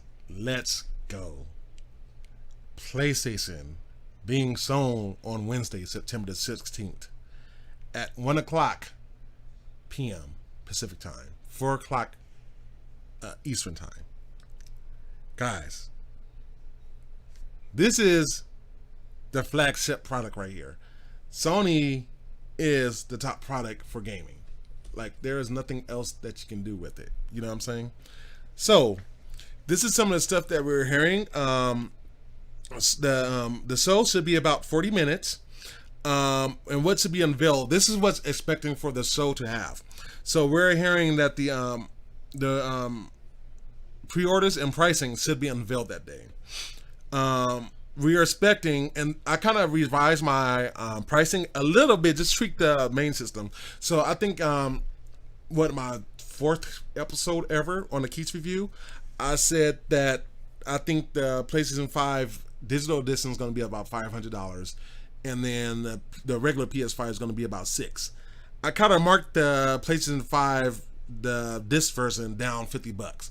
So I'm expecting that it's going to be about $60. I mean, $500 for the digital edition, and then $550 for the regular version, the disc version. Will we see what all the ports and everything do on the PlayStation 5? I think we'll see a lot more stuff about the system itself. Will we see a teardown of the system? I will be ecstatic for Sony to show a teardown of the system. What is inside the PlayStation? I want to see mainly what this extravagant cooling system has, because I think, like, if you see on the little trailer right there, right here, like, you see vents on both sides, right? Both sides of the system. So does it have a fan on both sides of the system? You know, like stuff like that. What else do the PlayStation have? You know, exclusive games. We heard a month ago, or 2 months ago at this point, when Sony had sold their initial showcase, the future of the PlayStation. What more do you have in stock? And unlike Microsoft right now, with the game, as far as the game's concerned, as far as the games, I want to make that clear. As far as the games are concerned, what more do Sony have in their cards? We are hearing that Sony held back a lot of stuff. So here's what I got. Here's some of the games that I'm hearing. A Silent Hill remake. Will we see that this week? A Killzone remake. Will we see that coming up? Bloodborne 2. Will we see Bloodborne 2? Here's one of my favorites right here. SOCOM. Will we see a new SOCOM game? And that's been coming up more and more every day, guys. I'm going to tell you this. If Sony revives SOCOM, because we know that Guerrilla Games is working on the second game, be it Killzone or be it, you know, we already know they're working on another Horizon. But, you know, what's the second game? Or maybe it's 3 games. Are they working on both Killzone and SOCOM? Somebody's working on SOCOM. Like, somebody's working on SOCOM, guys. And if they have SOCOM, I'm gonna take a week off of work to play SOCOM. Like, that's gonna happen. Like, SOCOM was one of the early PS2 games that really, I mean, that game really, like, brought me into online gaming. You know, I had such a fun time getting into online gaming with SOCOM 2, you know. And there was some stuff like before that I played with online gaming, but it wasn't SOCOM. SOCOM really pulls you in. There was the first game that had the headset. You can, you know, vocally communicate to somebody, not just try to, oh, I got this big keyboard on my lap, let me try to, you know, type. I can put a headset on my hand and keep my hands on a controller. You know, that's a huge one. Metal Gear Solid. I'm starting to hear some Metal Gear Solid. Now, note, Konami has been sucking as a game developer. They've been doing like casino type things and TV shows and making making Snake do weird things and stuff like that ever since Kojima left. But will they have a new Metal Gear Solid? And is Kojima working on it? Because we heard Kojima was working on something. Maybe Sony bought the rights for Metal Gear Solid, you know? Heck, I would like to see Zone of the Enders, honestly. Like I feel like Zone of the Enders never got their fair due. They were supposed to come out with a third one. And we never used Jehuti, you know, the main robot character. We never used Jehuti to his fullest capacity like we should have. So, but I doubt that will happen. That's just my hopes and dreams. But Metal Gear Solid is what we're hearing. And we're also starting to hear God of War. Guys, God of War. One of the biggest games of 2018, guys. A phenomenal game. I love God of War. I love the storyline. I love the graphics. Love the gameplay. Dude, if God of War is shown at this event this week, and it might not be on the Wednesday event, I'll explain that in a minute. It might not be in the Wednesday event, but there's another event that could be happening this week from Sony. Will we see God of War? If God of War happens, and actually let me go back up. My slides are a little bit too slow. Let me go back to the video. Go back. There we go. Let's let that play on. Will we see a God of War game? Actually, right in play. Go back to my B-roll, please. Go back to my B-roll. There we go. If we see a God of War game, guys, like, bro. Like, just in that list alone, guys, Silent Hill, one of the top games. Killzone, one of the top games. Bloodborne 2, very popular game. SOCOM at the time, AAA game. Metal Gear, we all know Metal Gear Solid is a type game. And then God of War, one of the best franchises in gaming history. Like, that's a list. That's a list, guys. Like, Microsoft's talking about we might not see Halo for 2 years. Like, I don't know, man. Like, Microsoft's gonna have to come with some game. You know what I'm saying? Because if they're gonna come out with this list, let's just say in the next 3 years, like, Microsoft might as well just focus on Game Pass and never make another Xbox. In fact, put, you know, Game Pass on PlayStation at that point, you know, because you're not going to be selling too many Xboxes, you know. I had one of my buddies, he will rename nameless for the fact of not hurting him in the video. We have to protect the identities of the innocent in order for the fact of this video. He was over here talking about, we know, this fool goes on my Facebook on a post from when I posted about the event. Goes on my Facebook talking about, you know that Xbox is the better system. Huh? Xbox is a great system, don't get me wrong. Bro, Microsoft's not touching Sony's game library. You know, at all. At all. Anyway, what else will we see there? One thing that I've been hearing some rumors about, guys, is that they could sell like a 2 terabyte version or a 1.65 terabyte version if you double up the space on the 825. So we could be seeing a bigger PlayStation. I'm going to estimate that about $630 if they do have something like that. So, you know, I would love to have a bigger PlayStation system, honestly. And I think it's needed because we're going to 4K textures on these graphics cards, guys. And I don't think that 825 gigabytes is going to be enough. Now, you can use a regular hard drive or you can use an external SSD. to put games from the PlayStation 5 games to and from, but you cannot play them directly on the external drive. You have to have the internal SSD or the expansion internal SSD onto the system. So that's what we have. Now, I'm hearing also that one of Sony's first-party studios, San Diego Studios, may be working on the Getaway. So if anybody remembers, the Getaway, I believe, came out on the PS2. It was a pretty popular game, but for them to revive that game, that would be crazy too. Getaway was kind of like a more mature Grand Theft Auto, if I had to put that in perspective, you know. So I'm hearing that Santa Monica Studios may be working on that. They're working on something, you know. All their first parties are working on something, but that's what I'm hearing. Also, Sony may announce this week, maybe through this Wednesday showcase, a new studio to join PlayStation Studios. Bro. Sony to buy a new studio. Who can it be? Like, who really can it be? I didn't really write anybody I thought it could be, but I'm hearing maybe Ben Studios.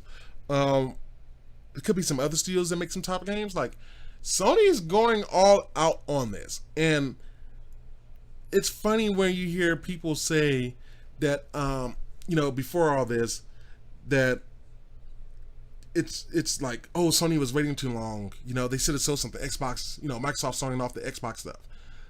Let me tell you guys this. Sony waits for no man. Like, Sony does stuff when they do it, because when they do it, they know they're going to sell. Because they work extremely hard. They get some of the top talent, and they make sure that they sell. This is nothing new to the game.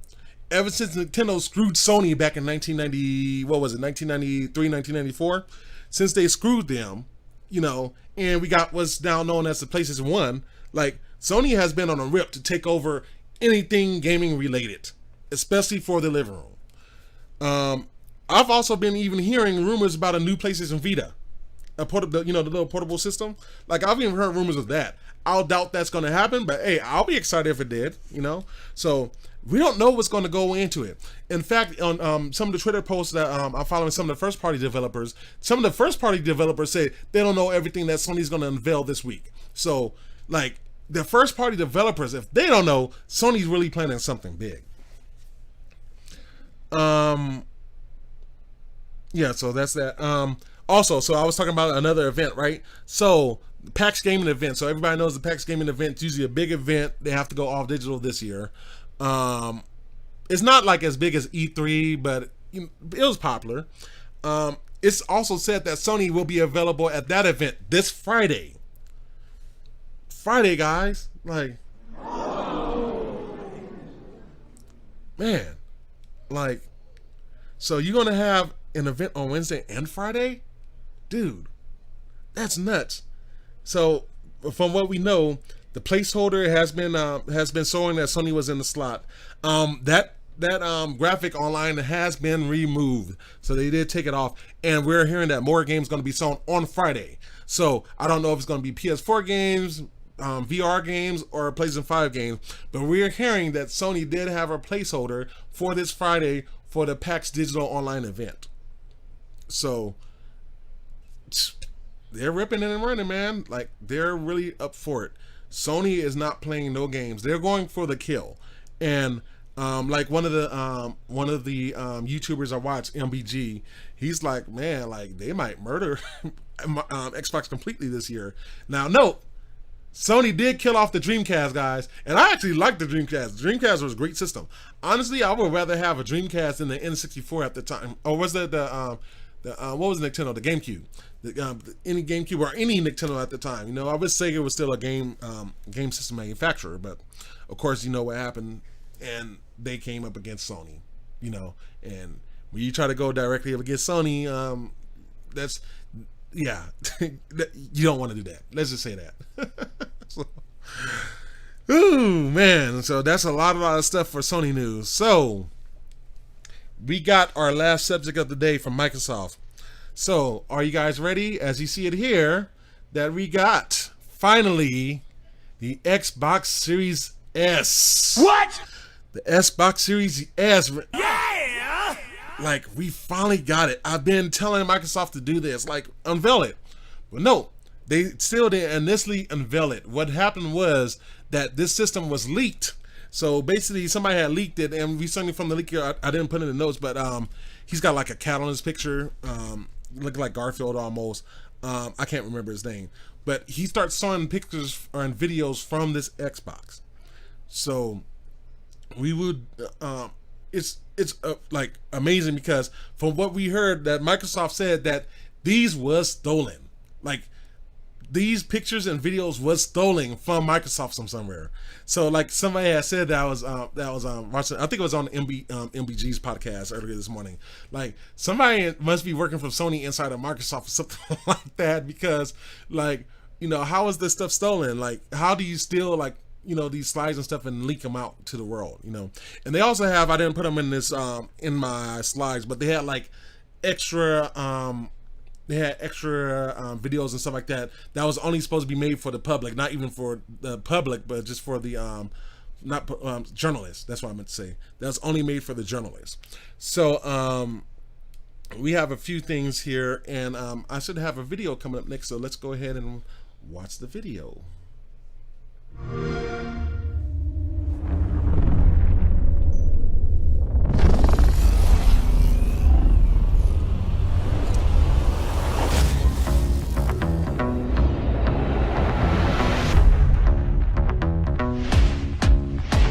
Let me hear you. If you're ready for the brand new thing.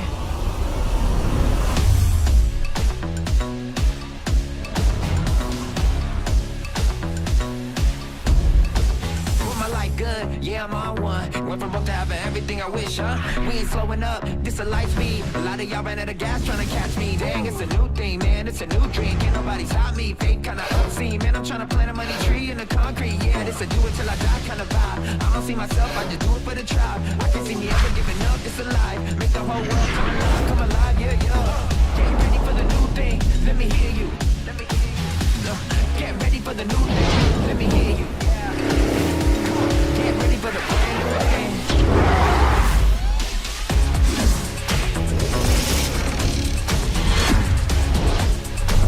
Let me hear you. Let me hear you.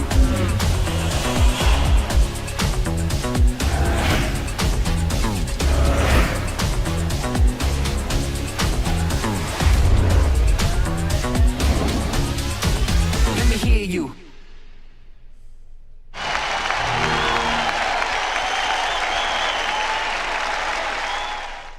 Thank you, Microsoft, for finally unveiling this system. The worst kept secret that we knew this year. Like, it's like they should have been unveiled the system. They should have did what Sony did, unveiled the systems at the same time, you know. But you guys seen a lot of the specs for that was in the video. So I'll go over some of them right here. So the Series S is going to have an 8-core custom Zen 2 processor running at 3.6 gigahertz. That's just straight. That's without any multi-threading. With multi-threading, it's at 3.4 gigahertz. Let me bring up this point, because I've been hearing a lot of people, it's like, oh, the Series S is going to be faster than the PlayStation 5. It's 100 megahertz faster. Okay. 100 megahertz faster is nothing, guys. And note, that's only if it's just using the core straight on without simultaneous multi-threading. With simultaneous multi-threading, it's 100 megahertz slower. But still, that doesn't mean that's a great, like, that will be unnoticeable, guys. You won't notice the difference. You know what I'm saying?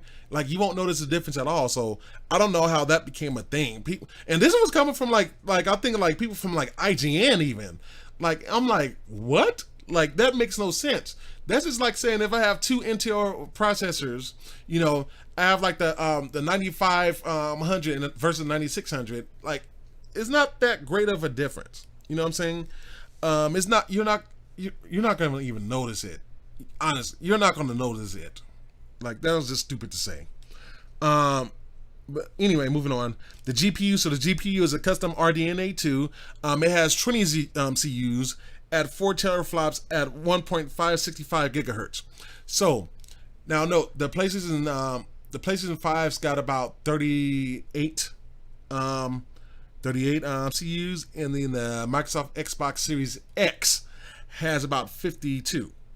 So It does have a lot less, but it will be able to be good to do 1440p or 1080p gaming at 60 frames per second or 60 hertz for your TVs, and it can be compatible to do up to 120 frames per second.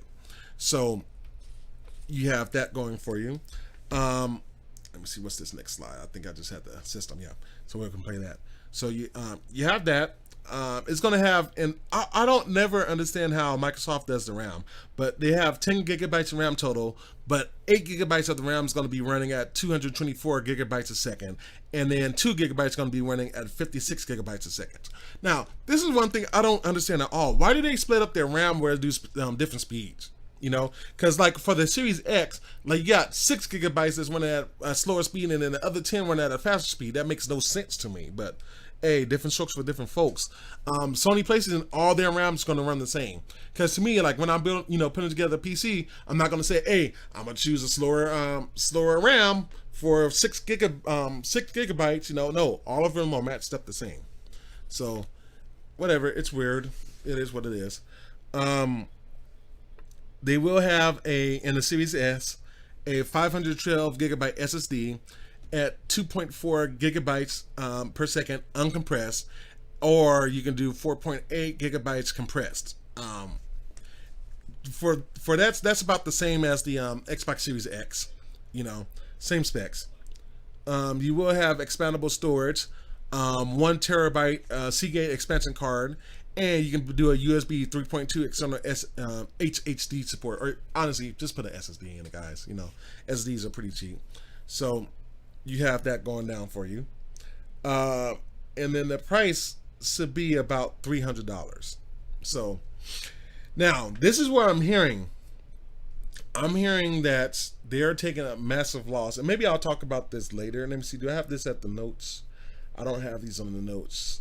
I'll mention this afterwards, but we can see a couple of pictures. Just a couple more pictures. So here's the breakdown. So here's the Xbox Series X, all broken apart.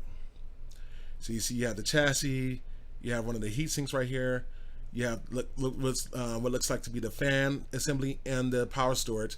One thing I have to give Microsoft credit for is that they're adding finally that power supply inside the system. So bravo Microsoft for doing that. Heat sink right there. Motherboard, it's going to be a single motherboard, unlike the X, which is a split motherboard. Another heat sink, and then the other cover right there, other side. So, and then there's the Xbox, right there. So now, one thing I will say about this system is it's not as good looking, and I think the reason why it's not that good looking is because of this thing right here. Like, why is this black? I think that just kind of robs the system of looking good right there. You know what I'm saying? Like, it makes it not want to like look that amazing. Like, why can't you guys just make this white? Now, if you would have made that white, I think it would have been like a lot better, But they made it black for some reason, and to me, I don't understand. Why don't you just make the whole system like that dark gray, or that dark, that light black color like the Xbox Series X? Like, I don't know the reasoning why you go with white and then put like this little black thing, because it makes it look kind of ugly. Like, a lot of people say it looks like a speaker grill, Like, why would you not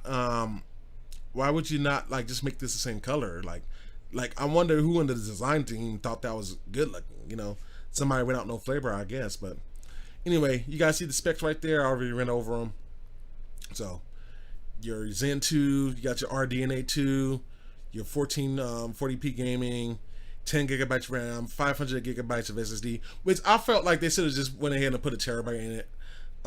Except expandable storage, so you can put at least a 1 terabyte Seagate memory card in it, and then you have the option of using an SSD for storage, or I'm not sure if it's going to be like the Sony system where you can just run the games like the Xbox One games off of it, and then $300. So that's that. They said, and actually Microsoft had pointed this out on their Xbox Twitter, is that the Xbox Series S was actually an Easter egg in one of Phil Spencer's video right here. So see, as you can see, this is Microsoft's official tag. So fun fact, the Series S is so small that Xbox P3, which is Phil Spencer, had to sit on his bookshelf back on July 1st and nobody noticed. So it's right there, which, I mean, you're not going to notice because you're probably going to be focused on him, right? And that's how they get you with some of these videos, which is pretty cool. I kind of like that they did that, you know. I love a little Easter egg every now and then. Be like, oh, that's nice, you know? So, and then over in this next slide. So now, this is an answer. I just got this like right before I started the stream. Somebody had asked Microsoft if the Xbox Series S was, if you can eject the expansion storage, so the memory cards I like to call them, and be able to stomp them, or whether you have to set the Xbox all the way down. And they said with this, you know, this is the velocity architecture they call it. You used to be able to hop swap them. You shouldn't have to just turn it off, just plug and play. So that's good news for anybody that's wondering about that right there. So there's the Xbox right there. With the or so I'll say both the Xbox Series. So just some more stuff right there. We have the Xbox Series X will be $500. So you have the Xbox Series X $500, Xbox Series S at $300. And they'll kind of go over what I was saying. So they're saying that Microsoft is taking a huge hit on these systems, like a huge financial loss on these systems. They say even more so on the Series S. The Series S is really, really underpriced. So I'm assuming that Microsoft's going to be banking for that Game Pass to sell. And I'll mention something big, the big news that they have for Game Pass. I'll mention that in a little bit because I do have news on that. But they have mentioned that there'll be, well, Microsoft has, but insiders said they're taking a huge, huge loss on that. I already said the memory cards hop swappable, confirmed by their director of project management of Xbox, Jason Ronald. Pre-orders, guys, for this system will start this month on September the 22nd. So you will be able to start pre-ordering the system this month on the 22nd. Both systems will launch on November the 10th of this year. So there you have it. The release date, you know, how much they're going to cost, everything right there on, you know, this year, 22nd pre-order date, November the 10th, launch date. Okay. And then it's just, so the price is right here for you guys. I think it's a good price point to release at, especially now. I would have not, me personally, I would have not had a problem at the Xbox coming out at $600 and then the Series S coming out at $400. That's what it should have really came out to be, honestly, I think. But they, you know, came out where they did. I guess they probably felt like, especially since they're not going to have any AAA titles, they're not going to have Halo come out for the foreseeable future. It's been delayed indefinitely. That, you know, that's going to be it. So we'll see. We'll see what happens. Those are prices right there. You know, Series X, Series S, $500 and $300 respectively. Cool, guys. What you guys think about the new Xbox in the comments? Anybody gonna get them a new Xbox? I know somebody's gonna give them a new Xbox. I'm also hearing rumors. Here's one more rumors, which I don't really believe. I'm just gonna mention it. You know, there has been a rumor that the Microsoft should be creating a Series V. You know, so basically, what the Series V is supposed to be is a diskless Series X. I don't know how much I will trust that rumor, to be honest with you. I really don't know how much to trust it. To have a Series V, like, why not just make the Series X diskless, you know? Or just say Series X digital edition, which may be a lot of words to say. But I don't know how much they believe this. We'll see what happens with that. But it's like you already have the Series S, so this basically is going to be already, you know, diskless. Maybe you want a 4K diskless machine. I don't know. We'll see. Whatever happens. Let me see. We just got a comment. Xbox is cool, but I'm waiting on a PS5. Yeah, me too. Me too. It's all about the PlayStation 5 for me, guys. Like, I've came close to buying a Microsoft Xbox. If I ever do, I'll probably just go for the digital edition because I don't want to pay this amount of money for something I barely play. And it's going to have to be something that I really, really want to play from Xbox. So It won't be in the foreseeable future, but you definitely know that I'm getting the Xbox pre-order. I mean, the PlayStation pre-order, pretty soon.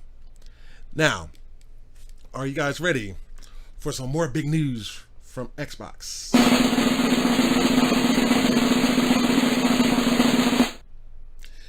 Xbox is going to have EA Play with their Game Pass, guys. Wow, what a big thing of news right there. This is actually a game changer for Xbox. And Microsoft, I don't know how they got this deal done. They are saying that this is at no additional cost too. So to have EA Play with Xbox Game Pass, and then on your more expensive tier, you're also going to have the Project X Cloud. That's going to be interesting, guys. That's going to be real interesting.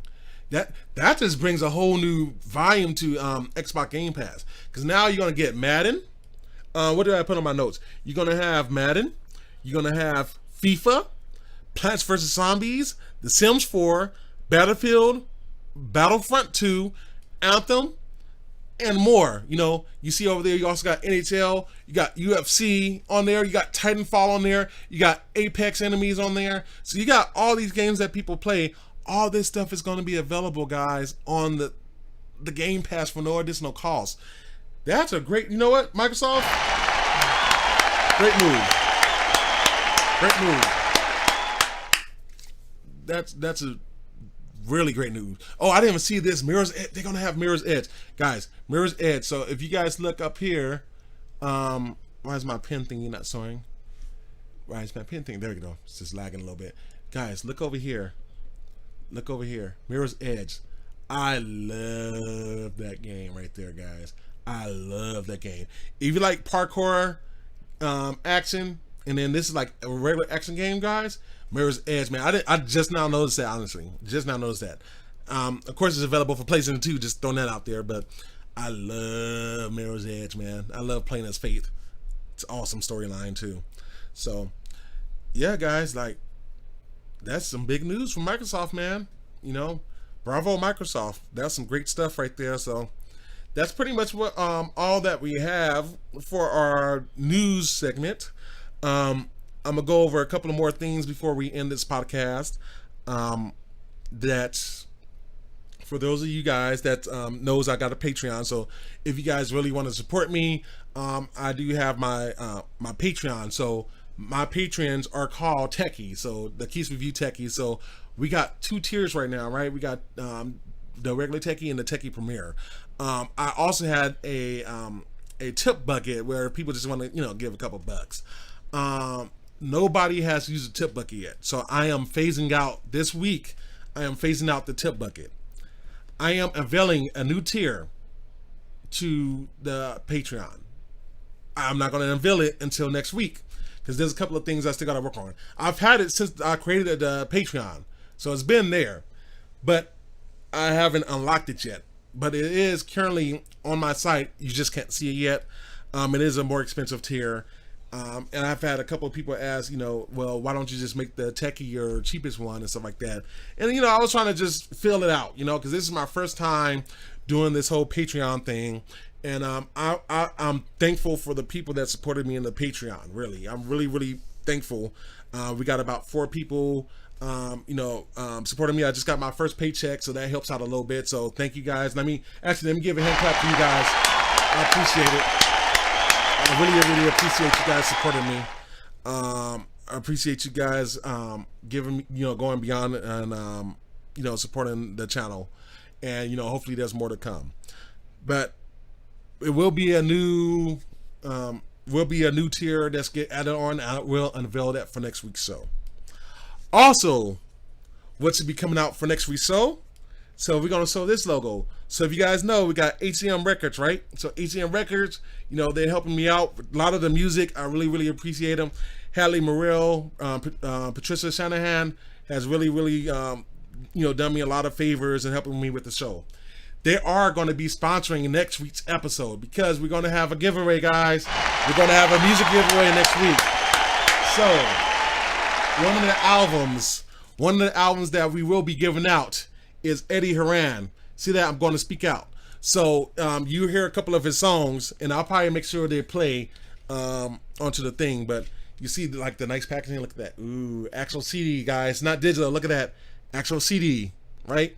So this and a few other albums will be going out next week. I'm still putting together the giveaway. We still got a few more albums we're gonna give out. So make sure you come. Make sure you're on the Facebook. Make sure you're on the Twitter. Make sure you're on the YouTube. Obviously, if you're watching this, I'm going to talk to my moderator and see how we're going to work this giveaway. But you're going to have to participate. You're going to have to show up in the comments. You know, maybe we're going to do some tagging or something like that. And maybe at the end of the show, we'll start giving away a few albums, you know. So we will be having a giveaway next week, guys. So yes, let's do it. Let's do it, guys. Cool. So we got that stuff, man, and it's real exciting, So I'm gonna open this up for any questions or any last comments anybody have. Anybody have a little bit? I'm gonna go ahead and start the music back right now. Let me go ahead and unmute it. And actually, I'm gonna go ahead and play. Let me make sure Eddie Haran playing real quick. Make sure Eddie Haran. I'm gonna speak City Life. Yeah, let's play City Life. So this is one of the songs I love. So, any questions, guys? So we'll play up the this music a little bit, and I just want to say, man, I'm very excited to see what's gonna happen for the rest of this month. We got about 4 live streams that's gonna be happening this year, guys. Like 4, like that I know of. Like this is gonna be huge, man. You know what I'm saying? So it's gonna be exciting stuff. I'm real pumped, and I'm probably gonna be setting up some live streams. I don't have nothing in the queue because I've been busy, but I'm gonna be doing some stuff. So I'm gonna go ahead and put the chapters in after this, and all that good stuff. But we're gonna be in for a big September. We're not done. We're about halfway through September, but we're not done with the tech stuff yet. It's gonna be awesome. You know what I'm saying? Really is gonna be awesome, guys. So we'll see. We'll definitely see what happens with it, and we'll go from there. But I'd like to thank everybody for hitting me up on this podcast, on this live stream.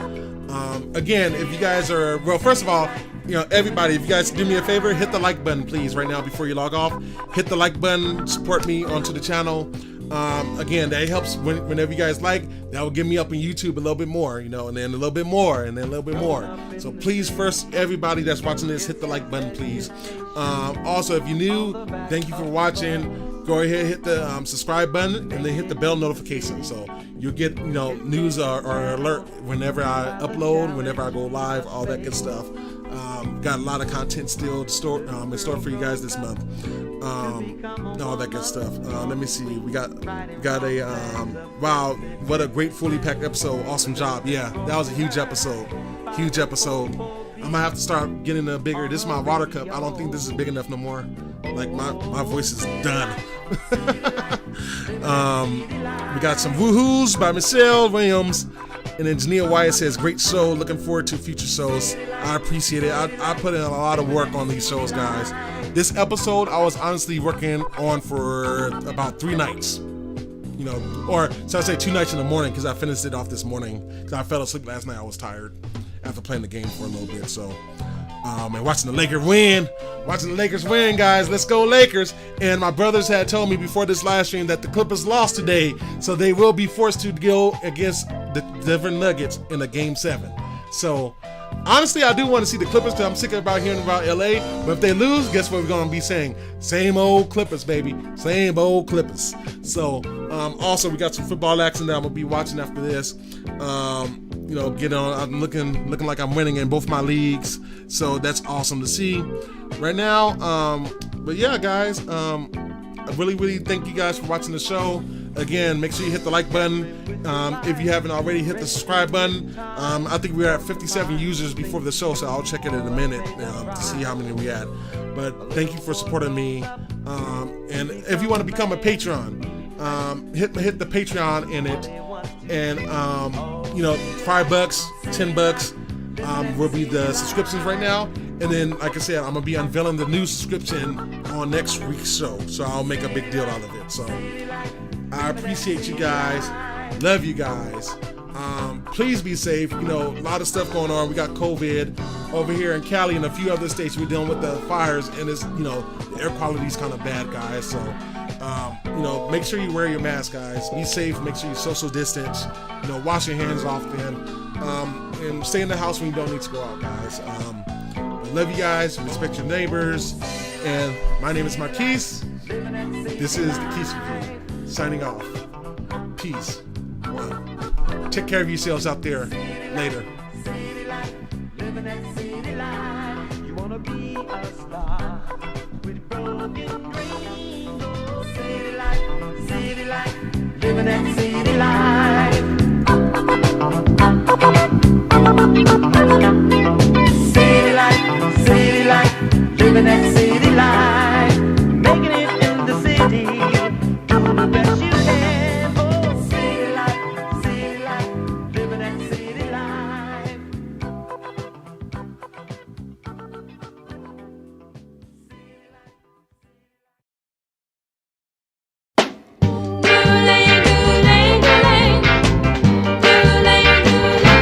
She's so fine. I wish she were mine. That little girl over there, one with the lovely hair. I don't know how I'm gonna do it, but I'm gonna make her mine.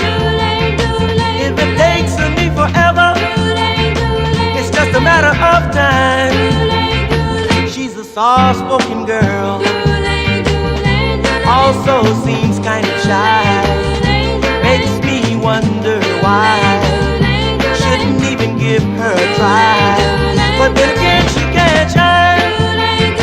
She can't shine away forever. And I'm gonna make her mine. If it takes me forever. She's so fine. Got to make her mine. Sooner or later. I hope it's not later.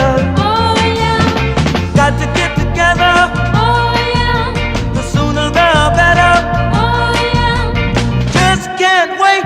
I just can't wait to be held in her arms. If I were a king, ask me to be my queen.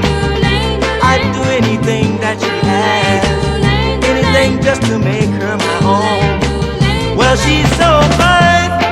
She's so fine. So fine. Oh yeah. She's so fine. So fine. So fine.